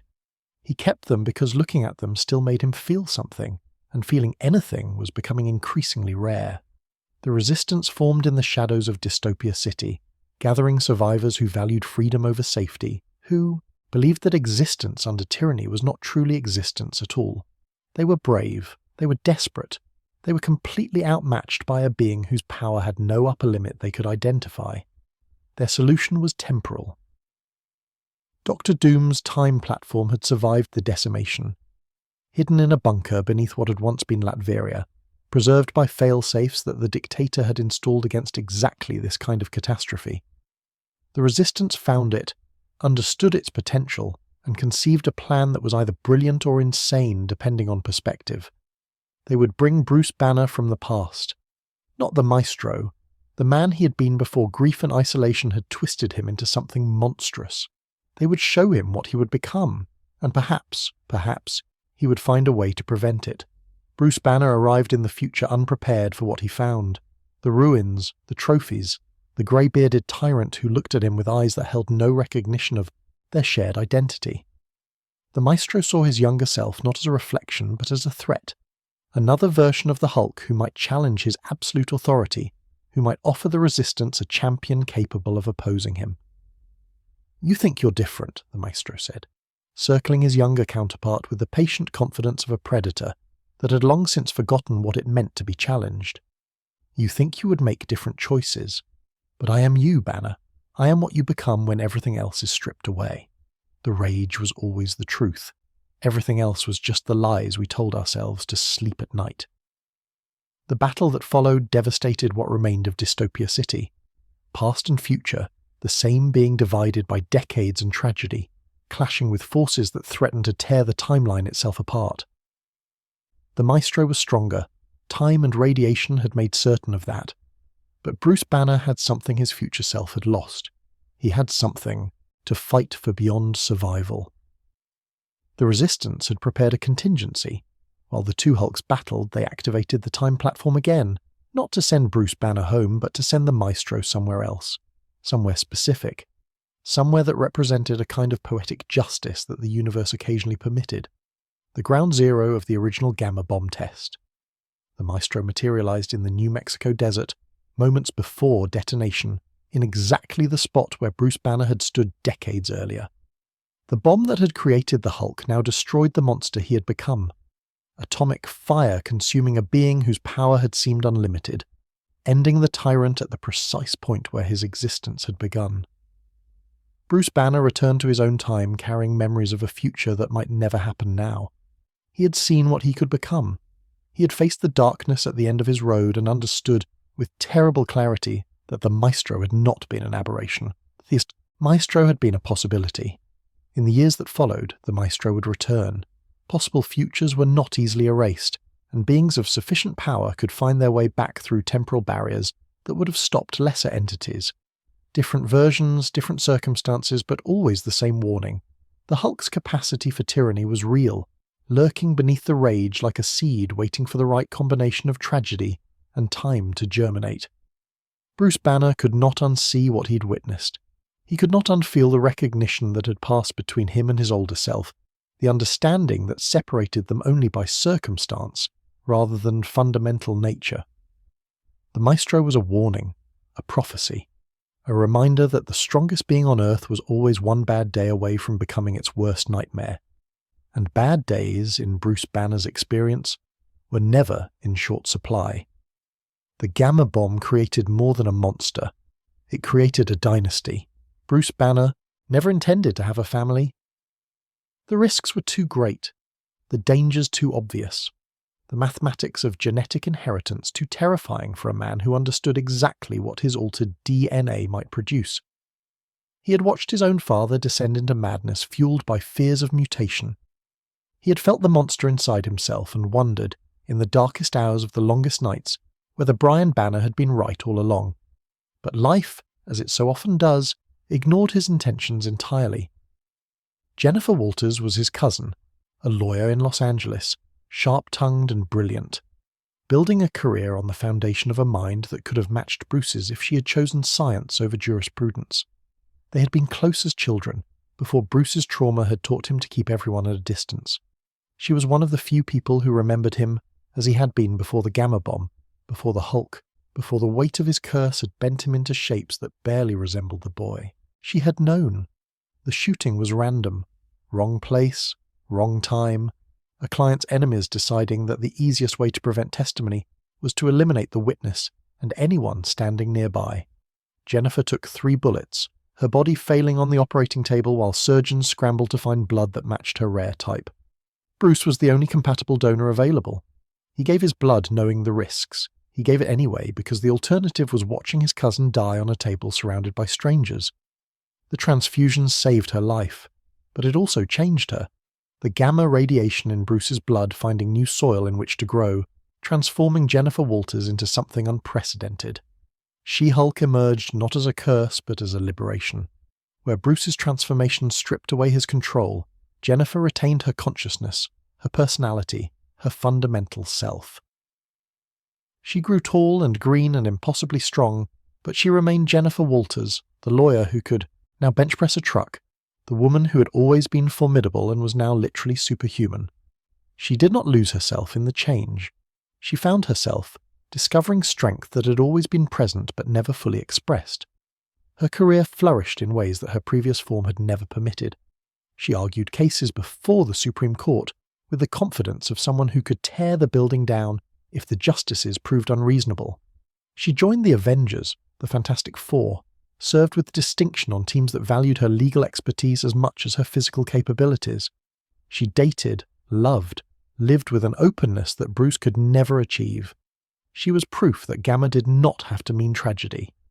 She was the exception that gave Bruce hope, even as his own existence remained mired in suffering. Scar arrived from Sakaar like a judgment rendered in flesh and fury. Bruce's son, conceived during his brief reign as the Green King, born in the aftermath of the explosion that destroyed everything he had built, inherited his father's power along with the old power that Kyera had wielded. He was raised in the savage wastelands of a shattered world, trained by survivors who taught him to channel his strength into combat, shaped by circumstances that permitted no softness. He came to Earth seeking vengeance. The father who had abandoned him, who had not been present for his birth or his childhood, or any of the moments that might have forged connection between them, Scar wanted Bruce Banner to pay for his absence. He wanted to hurt the man whose legend had loomed over his entire existence, whose shadow he had lived in without ever knowing its source. The confrontation between father and son was inevitable. It was also ultimately transformative. Bruce could not defend his absence. He had not known Scar existed until the young warrior appeared on Earth, radiating rage that matched anything the Hulk had ever produced. The explanations he offered, exile, war, imprisonment, the endless cascade of crises that had consumed his attention, sounded hollow even to his own ears. He had been a terrible father because he had not been a father at all. But presence, it turned out, could begin at any moment. Their relationship developed in increments, trust-building through shared battles and difficult conversations, and the gradual recognition that they were more alike than either wanted to admit. Scar learned that his father's absence had not been cruelty but catastrophe. Bruce learned that his son's rage was not rejection, but longing, the fury of a child who had needed a parent and been denied one. They would never have a normal relationship. Nothing in the Hulk's world was ever normal. But they had a relationship, complicated and contentious and real, and that was more than either had allowed themselves to hope for. Hiro Kala walked a darker path. Scar's twin, separated at birth, raised by different survivors with different, Values, he inherited the same power but channeled it toward different ends. Where Scar sought connection, Hirokala sought conquest. Where Scar learned to temper his rage, his brother embraced it as the only truth worth acknowledging. The conflict between the twins echoed the conflict within Bruce himself, the struggle between the part that wanted to belong and the part that wanted only to destroy. Hirokala became a cautionary tale, proof that Gamma Legacy could produce monsters as easily as heroes, that the sins of the father were visited upon the children in ways no one could predict. Lyra arrived from yet another timeline, a daughter from a possible future where Bruce Banner had mated with Thundra, the warrior woman from a matriarchal society. She was strong, fierce, paradoxically weakened by anger rather than strengthened by it, a living contradiction of everything the Hulk represented. Her existence suggested that the Gamma family tree extended not just forward and backward, but sideways, branching into alternate realities where different versions of Bruce's legacy played out in different ways. Amadeus Cho became the Hulk through choice rather than accident. The young genius, one of the smartest people on the planet, a mind that could rival Bruce's own, deliberately absorbed the Hulk's power during a crisis that threatened to destroy them both. He became the totally awesome Hulk, a version of the monster that was young and confident and convinced that his intelligence could manage what Bruce's never had. He learned humility the way all Hulks eventually learn humility, through suffering, through failure, through the discovery that Gamma power extracted prices that could not be calculated in advance. Rick Jones, the teenager whose presence at the Gamma bomb test had started everything, eventually transformed as well. A-Bomb, they called him. Blue-skinned, powerful, another branch on a family tree that had grown far beyond anything Bruce could have imagined when he shoved a reckless kid into a trench and caught the full force of his own creation, Doc Samson, Red She-Hulk. The Gamma mutates who had been enemies and became something more complicated, a family defined not by blood but by radiation, not by choice but by the shared experience of transformation. Bruce Banner looked at what he had created, not the destruction, not the suffering, but the legacy of beings who carried Gamma in their cells and used it for purposes he could never have predicted, and felt something unfamiliar stir in his chest. Pride. The Gamma bomb had been meant to end lives. Instead, it had created them. New forms of existence, new possibilities, a family of monsters who were also, in their way, miracles. The strongest there is had become the first of many, the progenitor of a dynasty that would endure long after his own story reached its conclusion. The Hulk was not merely a curse, the Hulk was a beginning, and the family he had never intended to create would carry his legacy forward into futures he could not imagine, proving with every act of heroism and every moment of connection that even the most terrible origins could produce something worth preserving. The strongest there is, the strongest there will ever be, not because of the power in his fists, but because of the family that power had built.